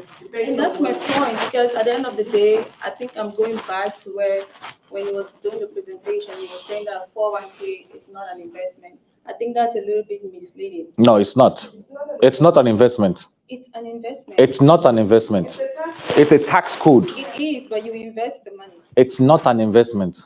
So there's a so I think you might be referring to a 401k because that's what I 401k. 401k is not an investment. It's a tax code. We all know that, like insurance 7702 is a tax code. Those are all tax codes, right? But to me, saying that a 401k is it's not an investment is a little bit misleading. It's not misleading. Go to your if you go to your IRS, you see it. It's a tax code. It's how. But you invest the money in a 401k. No. And again, when you're talking about 401k, you do not also refer to the fact that we have what you call a Roth 401k. You only mentioned about the traditional one. I can still choose to pay the taxes now and don't pay them later on. But you're not mentioning that one. Same like a Roth IRA. You have a traditional Roth IRA and you have a regular Roth IRA where you pay taxes now. You know what the difference are? You know what the difference are? Mm-hmm. What's the difference, if I may ask? So with a traditional 401k, I don't pay taxes now, and it's tax deferred. And you have most companies now offer what you call a Roth 401k. Okay. What's the difference with the Roth 401k? Taxes now, and those tax deferred. You don't have to pay the taxes in future. So there are two, same like the Roth IRA. Okay. Let me. I think I'm going to come back to that, but we're going to go into right here. So because we don't have to keep people, but I am going to come back to that. The thing there is, the both of them are the same thing, which you don't understand. See how it works. A Roth and a regular. The regular means I want to pay my taxes in the future. The Roth means I want to pay my taxes now. But now the two of them is they have the same structure. One, they give you have limit of how much you can put in. First, number one, on the both of them. The government will never tell you to put, you can never put more than what the government have already specified that you can put in. Number one. Number two, you are locking your money that you cannot access, and you are taking the market risk. You say, I want to go on Roth IRA and I want to pay my taxes now. But you are still in the market. Because remember that the company sold you a 401k. You did not know what investment or whatever that they are using it for. Because every company has which company that they are what? Trading with. You don't have a choice. No, you do, because you can pick what you want to put in there. So what you're saying is that if you can pick whatever you want, but it's at the discretion of what the company have given to you. It's still everything is limited. You are still limited in many ways. At the end of the day, I'm saying that diversify. That's my point. Diversify, and I'm big on diversification. I'm not big on putting all my money into life insurance only, or putting all my money into 401k, or putting all my money into. We never said put all your money into life insurance. What we said, what we're teaching here is we're teaching you strategy where you can use this, gain all that. They say the slow way to success is where you start you start slow and get there. My problem is because you're making a 401k look bad, especially if a company is giving people matching contributions. Tell them to put up to the match. I completely debunk when someone says a 401k is bad. It's not bad, it's how you use it. Do you know the difference between when the company says they're gonna put match? Do you know the reason why? They use it for tax write-offs, of course. Okay, number one. Are you gonna win? At least I'm benefiting something from that. How are you benefiting? Because it's adding to the amount of money I'm contributing. It's not. Let me teach you something. For you to benefit when the company says they're going to put match. Now, Why is the company not giving you the money on your paycheck? They should have done that. They should have given you the money and say, that match, I'm going to pay you on your paycheck. But they say they're going to do match. For you to get the reward, you need to get your interest that you make on that 401k need to be 13.5. If you're not making 13.5, you cannot get that reward. Thank you. Yeah. So that match is still not beneficial to you. They're passing their liability to you. You have a Google, you can Google it. It's there. Risk. Don't lose a lifetime of work. That's the same thing we're talking about. I go to work every day. I take the risk. I drive. I don't know what will happen to me on the road. And I get there and I work all these things, waste all my time. And all these risks are things that we go through. If we move to the next slide, you can see. Taxes, big one. That's one thing also that we potential risk that we go through. Markets, just like what you're saying, with all these, your 401k, IRA, all of this stuff, it's market fluctuation. Whatever happened in the market, you go through all that. Inflation, I buy a loaf of bread today for $1. In 10 years' time, it's not going to be $1. It's going to go up. That's inflation. When you leave your money in the bank, it does not do anything. You are losing on inflation. Emergencies, anything can happen to you. Emergencies, we are all living in the world whereby it's emergencies. Like, you never know what can happen. Disability, that's a big one as well. I saw somebody who went to the shower, came out of the shower, sleep, and broke one arm. That is a disability. Now that person cannot go to work. That is already a problem. That's a risk. Lawsuit, here in America, you can wake up tomorrow morning and you see a letter in your doorstep. Somebody suing you. That's another one. Fraud. The money you have in your account, somebody can, it happens. We all know that.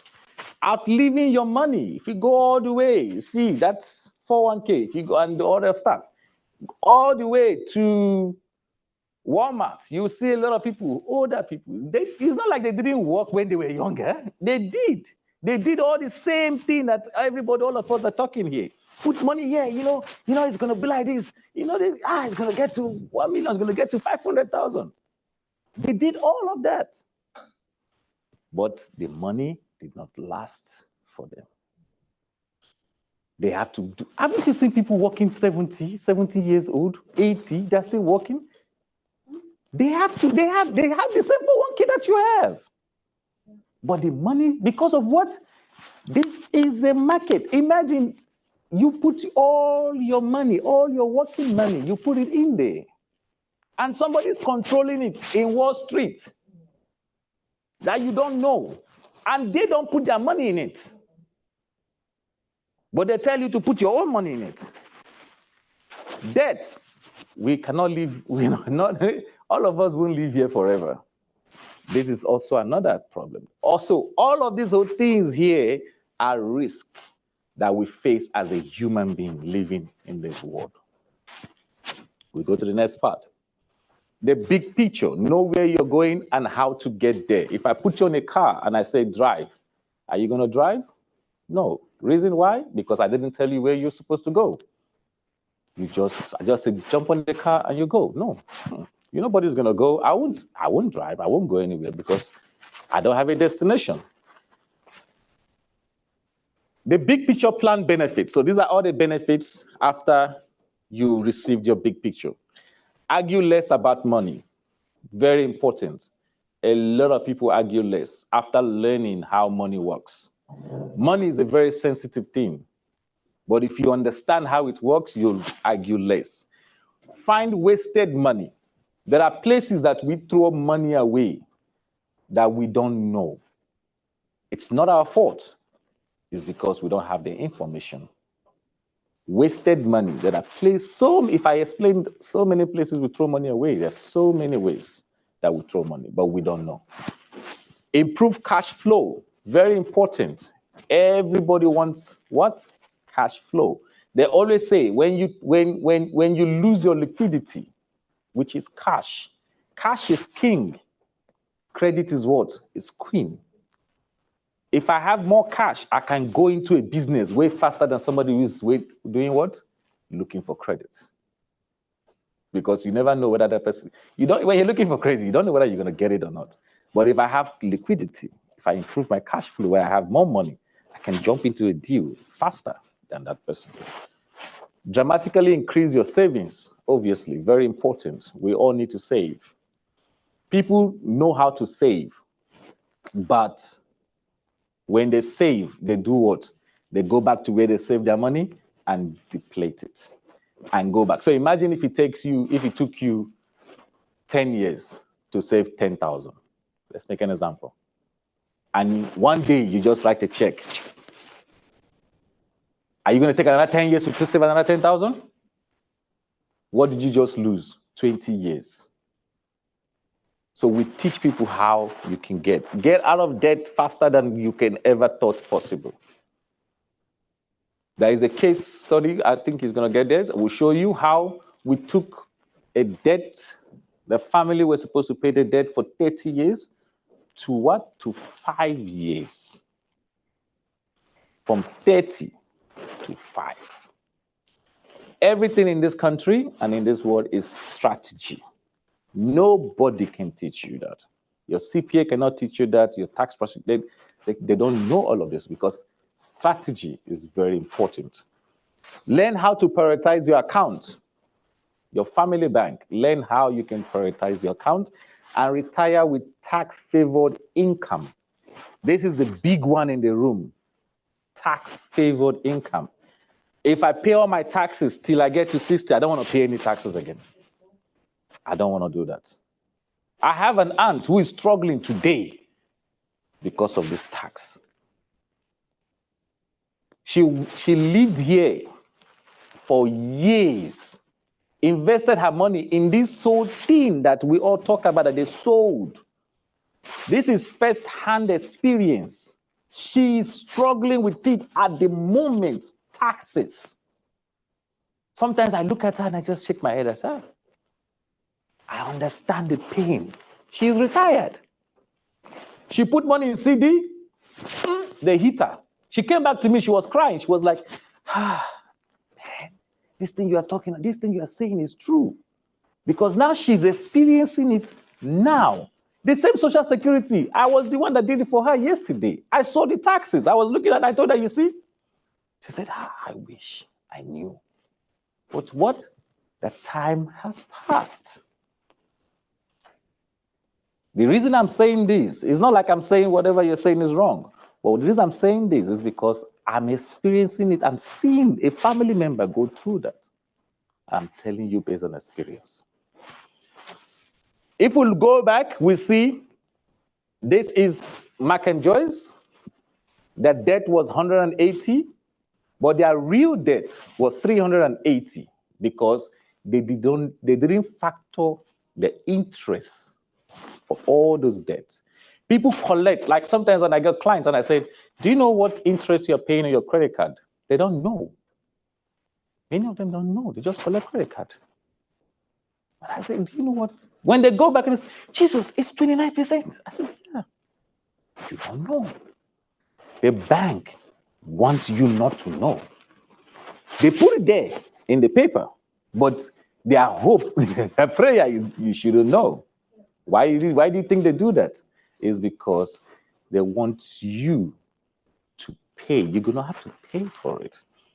So this family here, what they felt that their debt was 180, but when we looked at their debt, it was 380. So you see the jump, 200,000 that they did not know.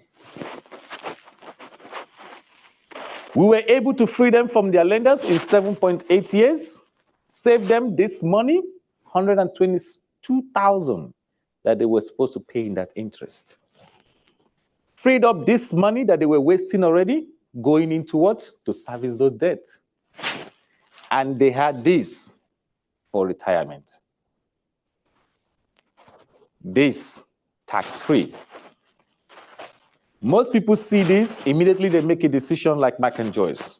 Would that be you? The thing there is,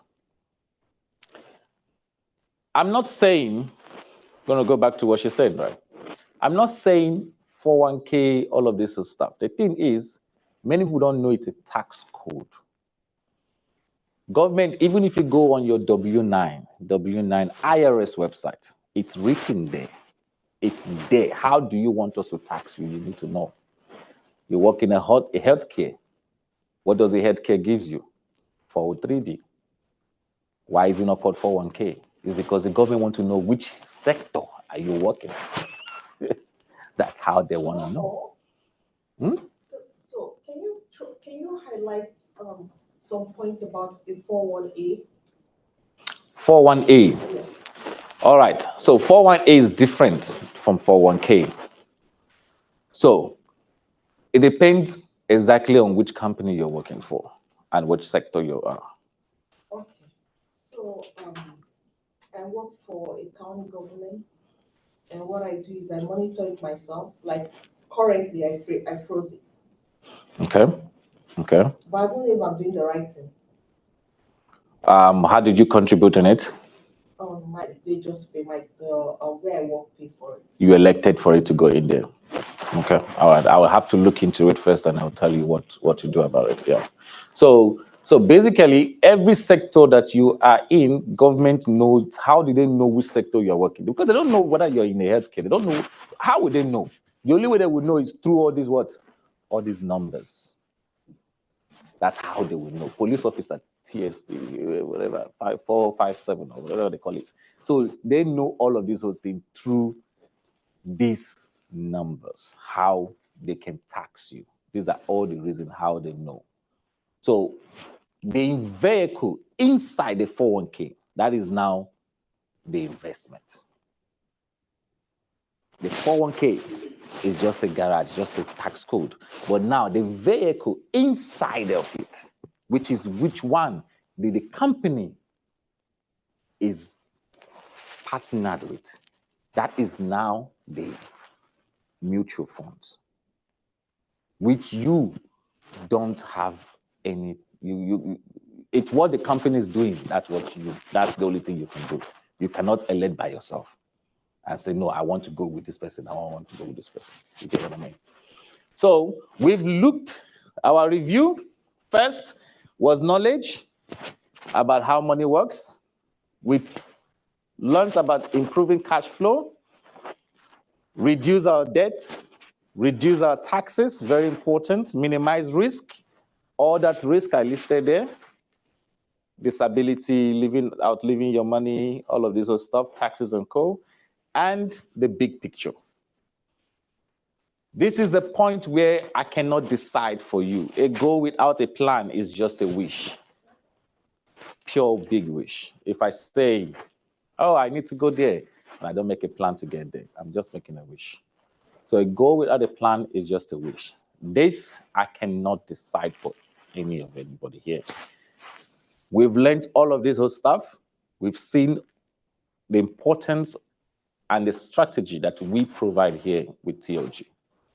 It's now left to the individual if you're ready to go with the strategy.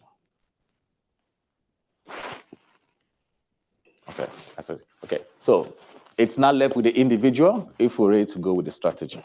So like we say, America is a good country. Big thing that we suffer here in this country, there are many things. It could be taxes, it could be medical debt. Most people don't even know there's medical debt as well. They don't know. That's the big killer. America has the best hospitals, have the best doctors. But what do they have? The problem do they have? Go in there and see. And my prayer is, I don't want to fall sick here, because when you find yourself there, that's when you know it's not cheap. People go into bankruptcy because of what? Medical debt. But there are strategies that we use to get out of all of this whole debt put together. All of this whole debt put together. There are big strategies that we use to get out of debt. And not only get out of debt, prepare yourself stable for retirement. When you get to retirement, it's just going to be only you and yourself alone. If you are not stable, I've got a client. You know what the client told me? He said, if I don't go to work one day, I will not eat. But this is the same person who have been working since for over 40 years old. Why? Is because I've seen it firsthand. Firsthand. Next step is gather your info for your personalized big picture, and we are going to analyze and run the report with your numbers. So what I mean here is, what we do here is we need to look at the financial bucket. So what I mean, when we send you a financial questionnaire, the questionnaire, what we are looking for is to see where you are putting money and where you are losing money. There are many ways you are losing money, but only depends individually. We are all different. I don't know what her financial situation is. I don't know what her financial situation is. If you take a bucket and you pour water in it, if the bucket have a hose, what do you think will happen? The water will run out.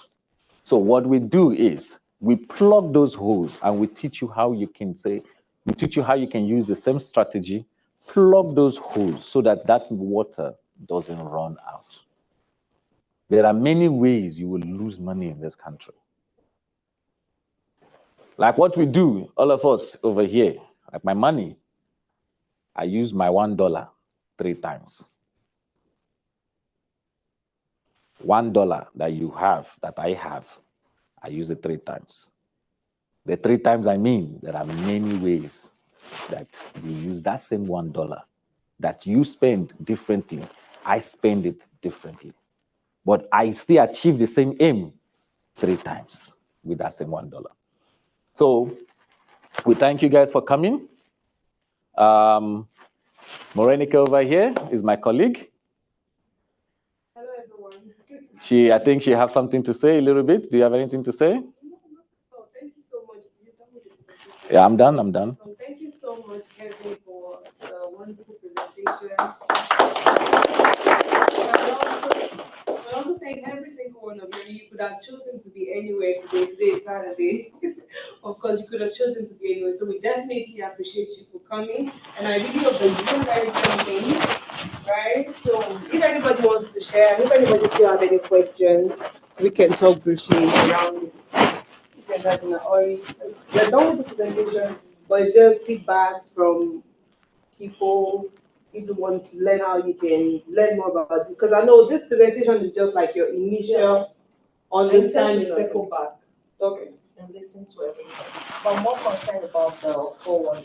No, I'm gonna have to look at your financial and I will see what exactly you're doing. So because I cannot tell you exactly, so like I can't tell you now exactly what it is until I see. So what we'll do is we're gonna send you a financial questionnaire. You fill it out, then that's only when I can be able to tell you so. Yeah. Because I know that you were trying to understand the difference between the 401k and 401k. Yeah. 401k is usually done by more private organizations. Yes. While Yeah. 401k, they are more like Government. Yeah. So we need to. The fact that I couldn't get some money from it because I have a mentor and I was trying to do something with them. For some reason, I was told I can't get money from the 401k until I'm 55. Yeah. That's true. Yeah, that's true. Until you are 55. Until you're 55, yes. Until you're 55. That's why I started to see what exactly is it, because there are many limitations when it comes to all this tax code, because they're all tax code. There are many limitations to it. So people don't understand the limitations until when this man over here, he used to have a 401k. Tell them what happened to you.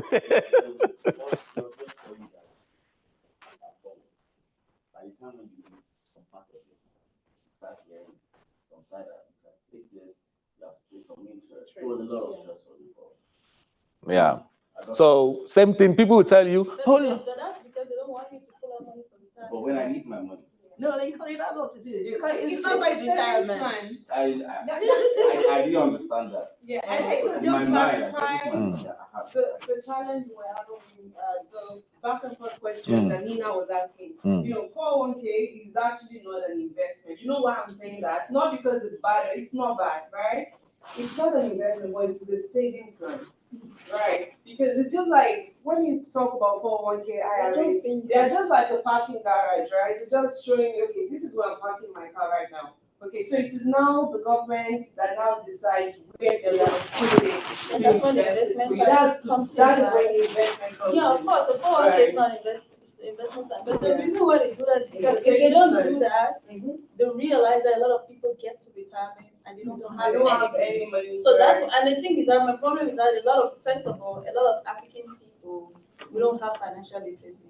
So by the time we go start a corporate job, we don't even properly understand what a 401k is, what is, and some of these companies don't do a good job training their employees why they are saving this money. They'll just tell you that automatically because the government put a law that automatically you have to put 50%. So a lot of people that are saying that they retire without money in the 401k, first of all, absence to be honest, how much would they even contribute? 3% is nothing. Because they don't even 3% is like 150. Like how do you expect to retire off of Rennie, can I tell us, can I share something with you? You know the reason why the government came up with 401k? Yeah. Why? Because like so they need to train No, that was not the reason. So remember back in the days, there used to be called fake pension. You know why they scrap pension to get 401k? You know why they did that? Because most pensions, like you have to work with a company for 20 years and No, they'll be giving you that money. Right? that's not the reason why. The companies were complaining. People were living above. You retire at 65, you live up to 85. You're not doing anything. You're just, yeah. No, yeah, you're just receiving money. Okay, yeah. So the companies were complaining. Thank you. That is that thing I was telling you about. You fund all the money. You take all the risk, and I still tax you. Are you going to go into business with me? That hurts. Pension was free money. That is it. That's what they're doing. That's what they just did. They scrapped the pension and they did that. Continue, sir. Okay,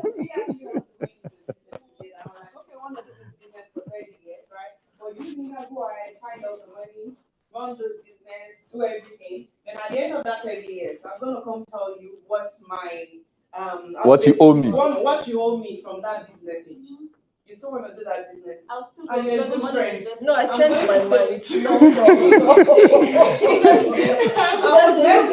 upon it's being invested into the stock market, I will still do the 401k. I'll still do. Oh no, what not? Okay, you're talking about the investment. Yeah, we're talking about. Okay. It's fine now, yeah. Okay, because I think the impression you're getting is like, oh, we're saying 401k is bad, right? That's what he said. Well, it's not bad. So that's what I'm saying. That it's not a bad thing. But I said it's not an investment. When you look at something, everything has pros and cons. You said something about liquidity, right? Depending on the kind of person you are, a big thing for me is liquidity because I don't intend to work. I mean, I'm not working you. You don't want, in case you don't want to work all your life, right? Let's say you intend to go into business, you want to have something where it's going to be liquid. I'm big on that. Right, exactly. So you don't want to put your money in 401k, you want to move it like that, and they don't let you take it out. Yeah. So because you didn't know better. And also, when you look at it, there's also a limit to how much you can put in. So let's say in a particular year you made more money, right? Even in your house, there's a limit to what you can put in. It's the same thing with the 401k. And part of the advantages of what we do is it teaches people to prioritize your accounts. Because of course, there are different places you can invest your money. There are so many things you can do. Right? But now, when you're able to know, there's a slide that we're supposed to show, but I don't think we're on it. Yeah. There are 12 different benefits that you want to look out for anywhere you're going to be keeping your money. I have something like that, I will tell you to you. There are 12 different benefits, right? So anywhere you want to keep your money as a person, you need to be sure that, okay, how many of these boxes does this check? Yes. That helps you to be able to prioritize. Exactly, that is what we're trying to. You don't even know to even know better. So that is it. Yeah, we're gonna share it to you. That's the campaign we are doing. So the reason is many people don't understand that the strategies that are out there are more or less not too beneficial to you. So there are limitations to it. Why did they put 401k limitation of 22,500? And if you even with this IRA you just mentioned now, you know there are limitations. There is a certain amount you will earn that you cannot put in. If you earn up to 145,000 a year, you cannot contribute to an IRA. You can do what you call backdoor. I earn over 145 and I still contribute to it. Wait, yeah, backdoor IRA. Yes, I get that.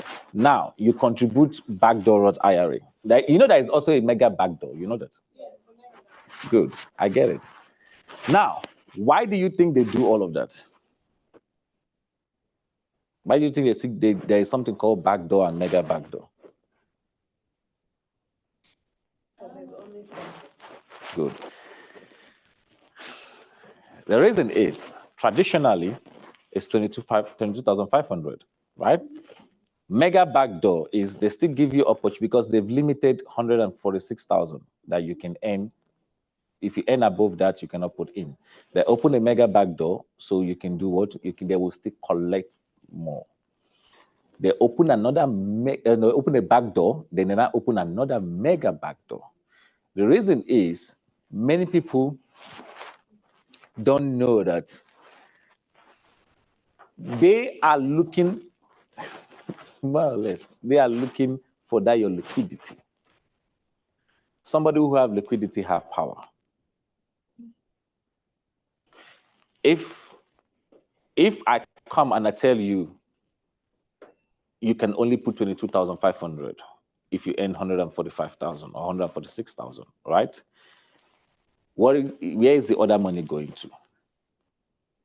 What do you do as a normal human being? You look for other strategies, right?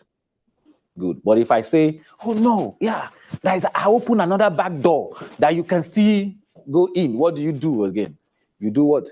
You put the money in. They don't want the money, they don't want you to find those strategies. Why do you think the wealthy people don't do Roth IRA, and all of this stuff? Why do you think they don't do that?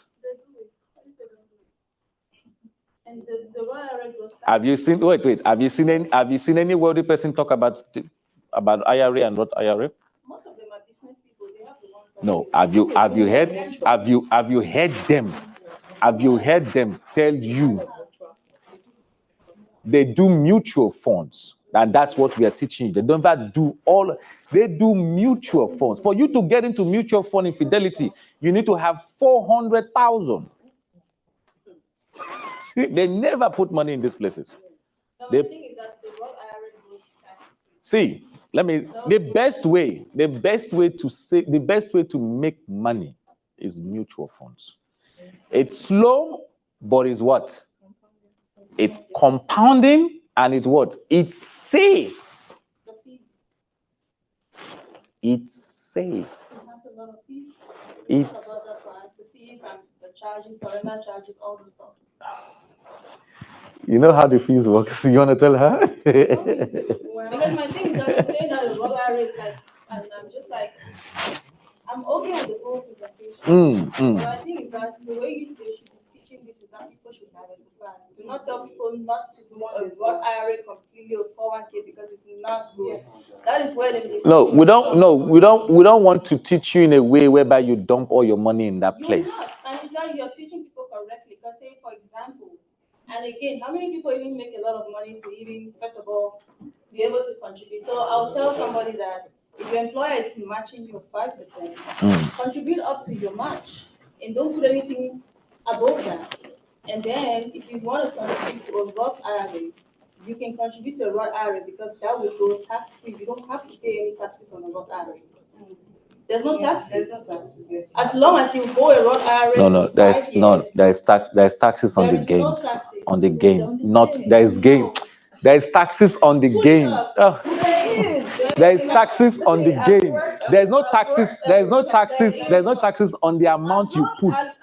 There's taxes on the gain. What you refer it as cash? What you refer it as cash? No, as then long it's as you cash. hold it for over 5 years and Then 59.5. on the long run, but Yeah, how many people are going to yeah, get Google, it? let's Yeah. Yeah, well, how many people are going to Yeah. get up to 59? Why would you want to pull out the money so you don't know what you're saving the money for? There are no taxes on the Roth IRA. And there are no guarantees in life. So So that's what I'm saying. That if Person you did downstairs. want a 401k and a Roth IRA, that's why I have a problem. yeah, and you're absolutely right. Hmm? So, but like, that's not going to be telling people like that because it's not correct. So people, if someone's employer is matching 5%, they should put in the money. They should put in the money in the Roth IRA, and then they can diversify. So they want to put money in the life Are you downstairs? insurance, get a whole life Okay. insurance, No, you can stop here. I'm fine with that. Because I don't want people to see that because- You want to share this one? Yeah. Come.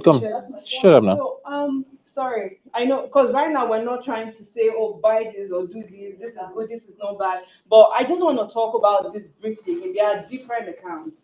You can save money in your bank. You can decide that you want to save it under your mattress or in your car or whatever. But I just want to talk about this real quick. But before that, my sister has something to share because she's leaving. So, Yeah. But then again, he told us how you guys help people to do the strike. He said that you guys not tell us how. oh yeah, but we're going to share it. Let her Because that. he said Sorry. the presentation, he didn't tell us what your company is doing to help us. You just said we help activities, we didn't tell me what you do. So individually, everybody is different. So that's, but we're gonna get into that. So yeah. Oh, you want to say something? Okay, what we are here to do actually is to learn, because there are some things that we are doing sometimes to do it the best until we are able to take other things out there. I'm a product of this company. So I started graduation, the advantage of the stuff. I had a friend activity. That was 3 years ago. All these activities, they are all good. They are doing it for us. No, it's something. But not until something happens. If they go down, you don't need them.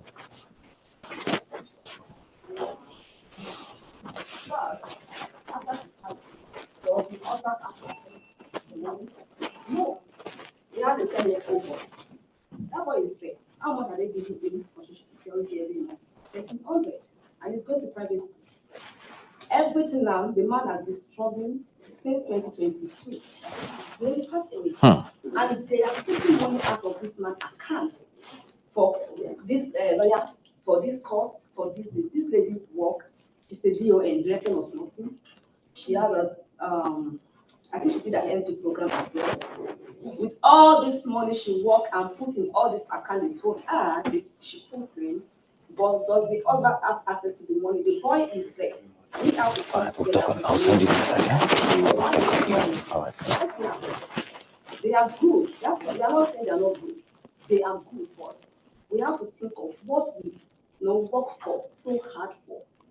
If anything eventually happened to us, do our family have access to this? This man doesn't have access to it. The little money is able to make right now. The parents are taking it. They are charging each hour.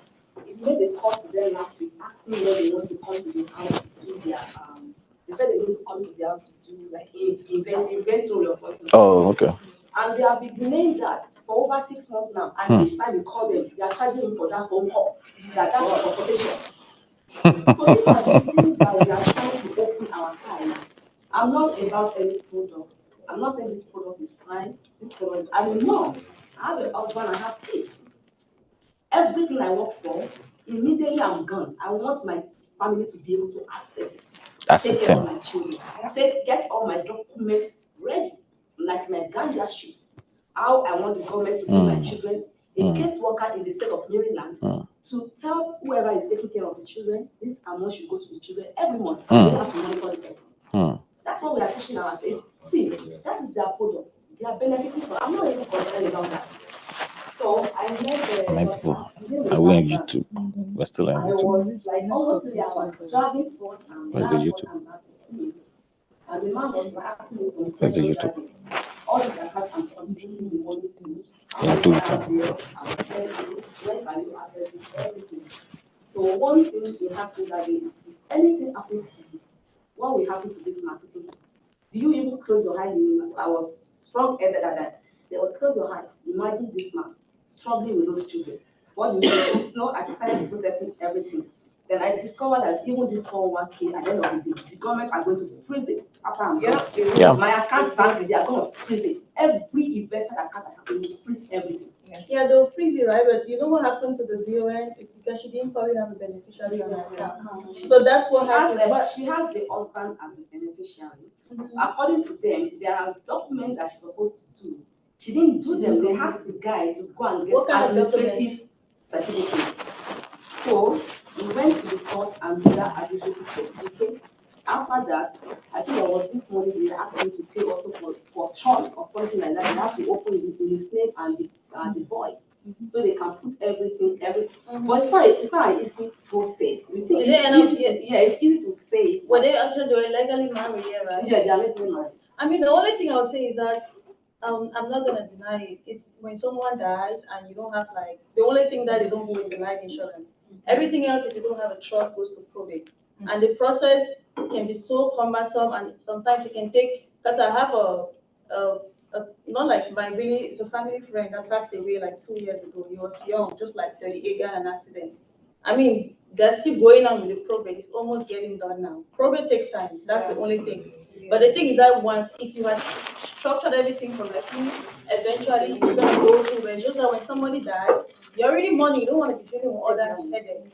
But the thing is that it's gonna eventually go through, because if she didn't have a beneficiary on her 401k and all of that, that's where the problem is. If they were not married and all of that, because this one right now, we have it in the trust and everything, and they're about to release the funds to the wife. So that's what I'm saying. So the thing is that people don't do it correctly. If you have a 401k, make sure you put a beneficiary on it, and you put a co-beneficiary.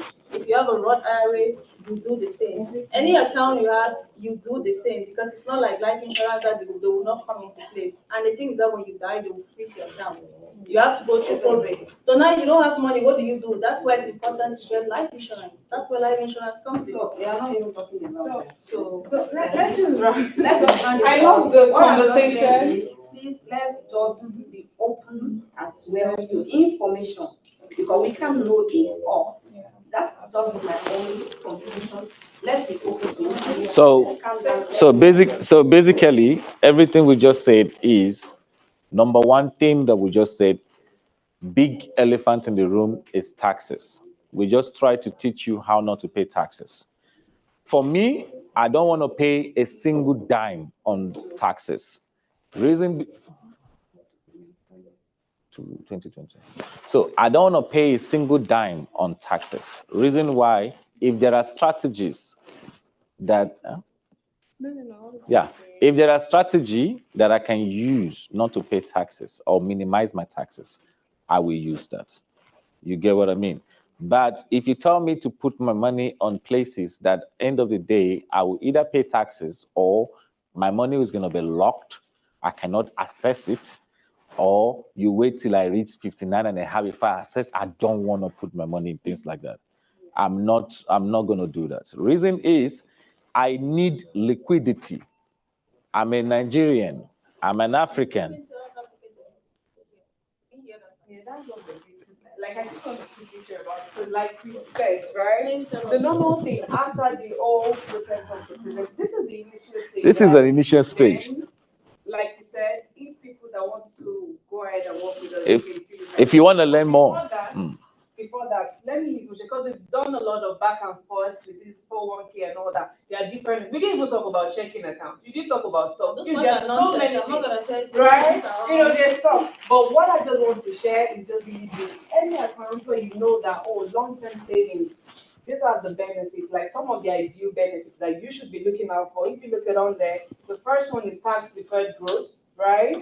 Which your 401k has, which all those things are, right? You can plan for that. They can also have tax distribution as part of the benefits, competitive return as well, high contributions, deductible contributions, collateral opportunities, right? That means you being able to use $1 multiple times. That is collateral opportunities.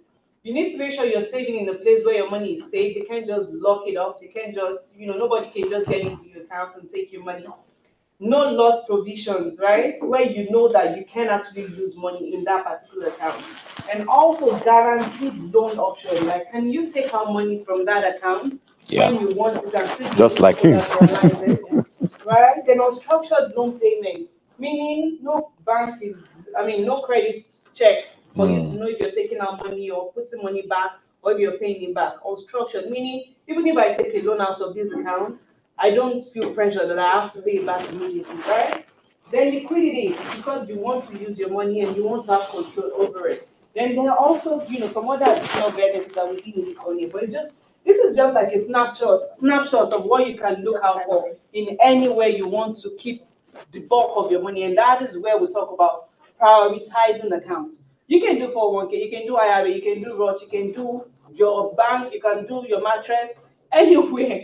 But the question is, what should I be prioritizing? What is going to serve me the most?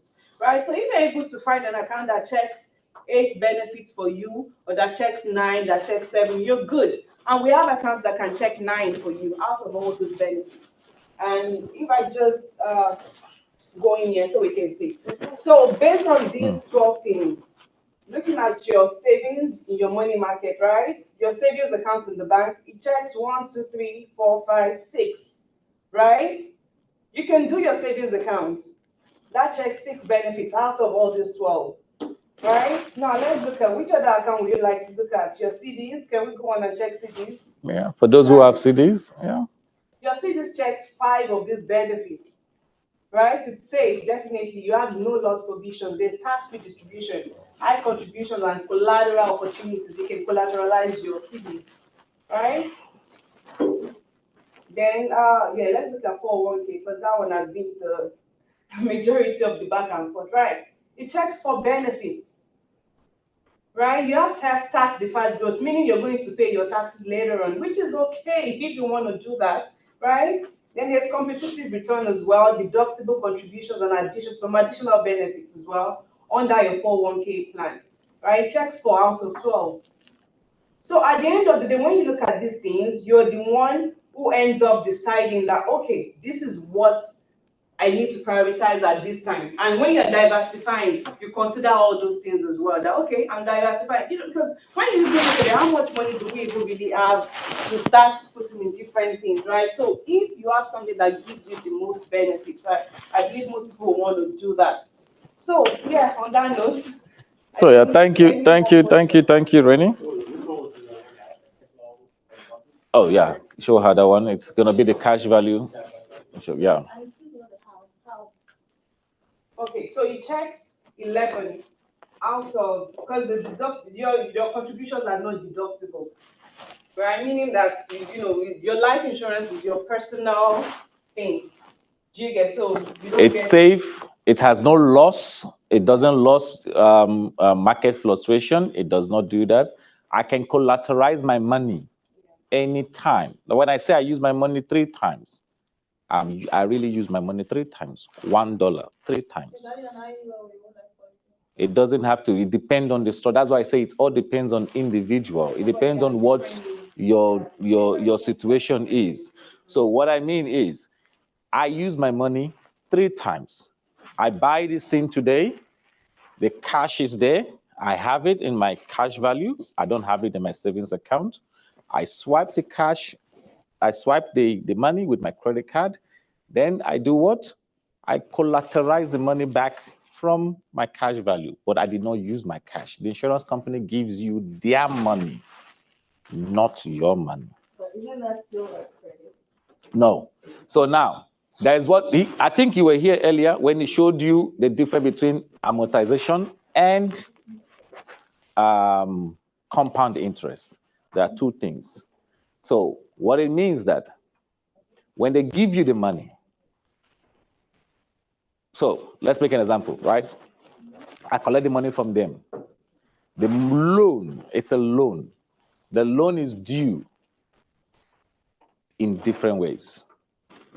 The loan is only due, 1, when I die. So, yeah. So if I choose and say, I don't want to pay it back, I choose my time. I want to pay it back in 20 years' time. Nobody put a gun on my neck to get that money. You understand what I mean? I can put that money anytime I want. Why my money is still sleeping, growing compound interest. But isn't their own money also? I don't understand how they make their own money. Oh yeah, so no, so that, they make their money. So If it's like that, how would they make their own money? how do they make their own money? Yeah, so if, okay. Why am I worried about how they make their money? Why should we worry about how you make your money?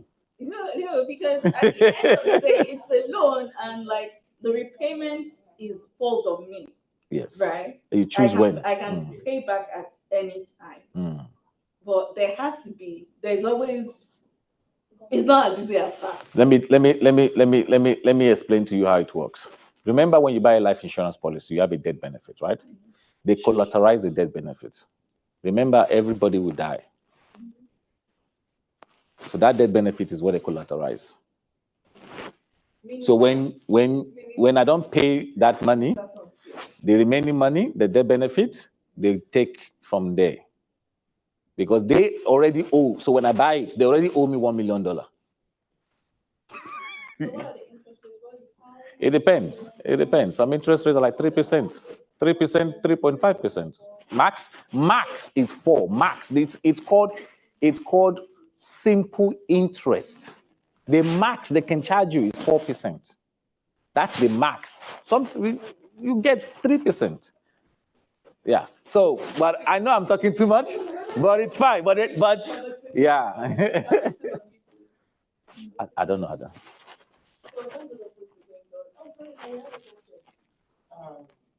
He answered that question when he talked about the interest rate. He said 3%. But again, I like to find out how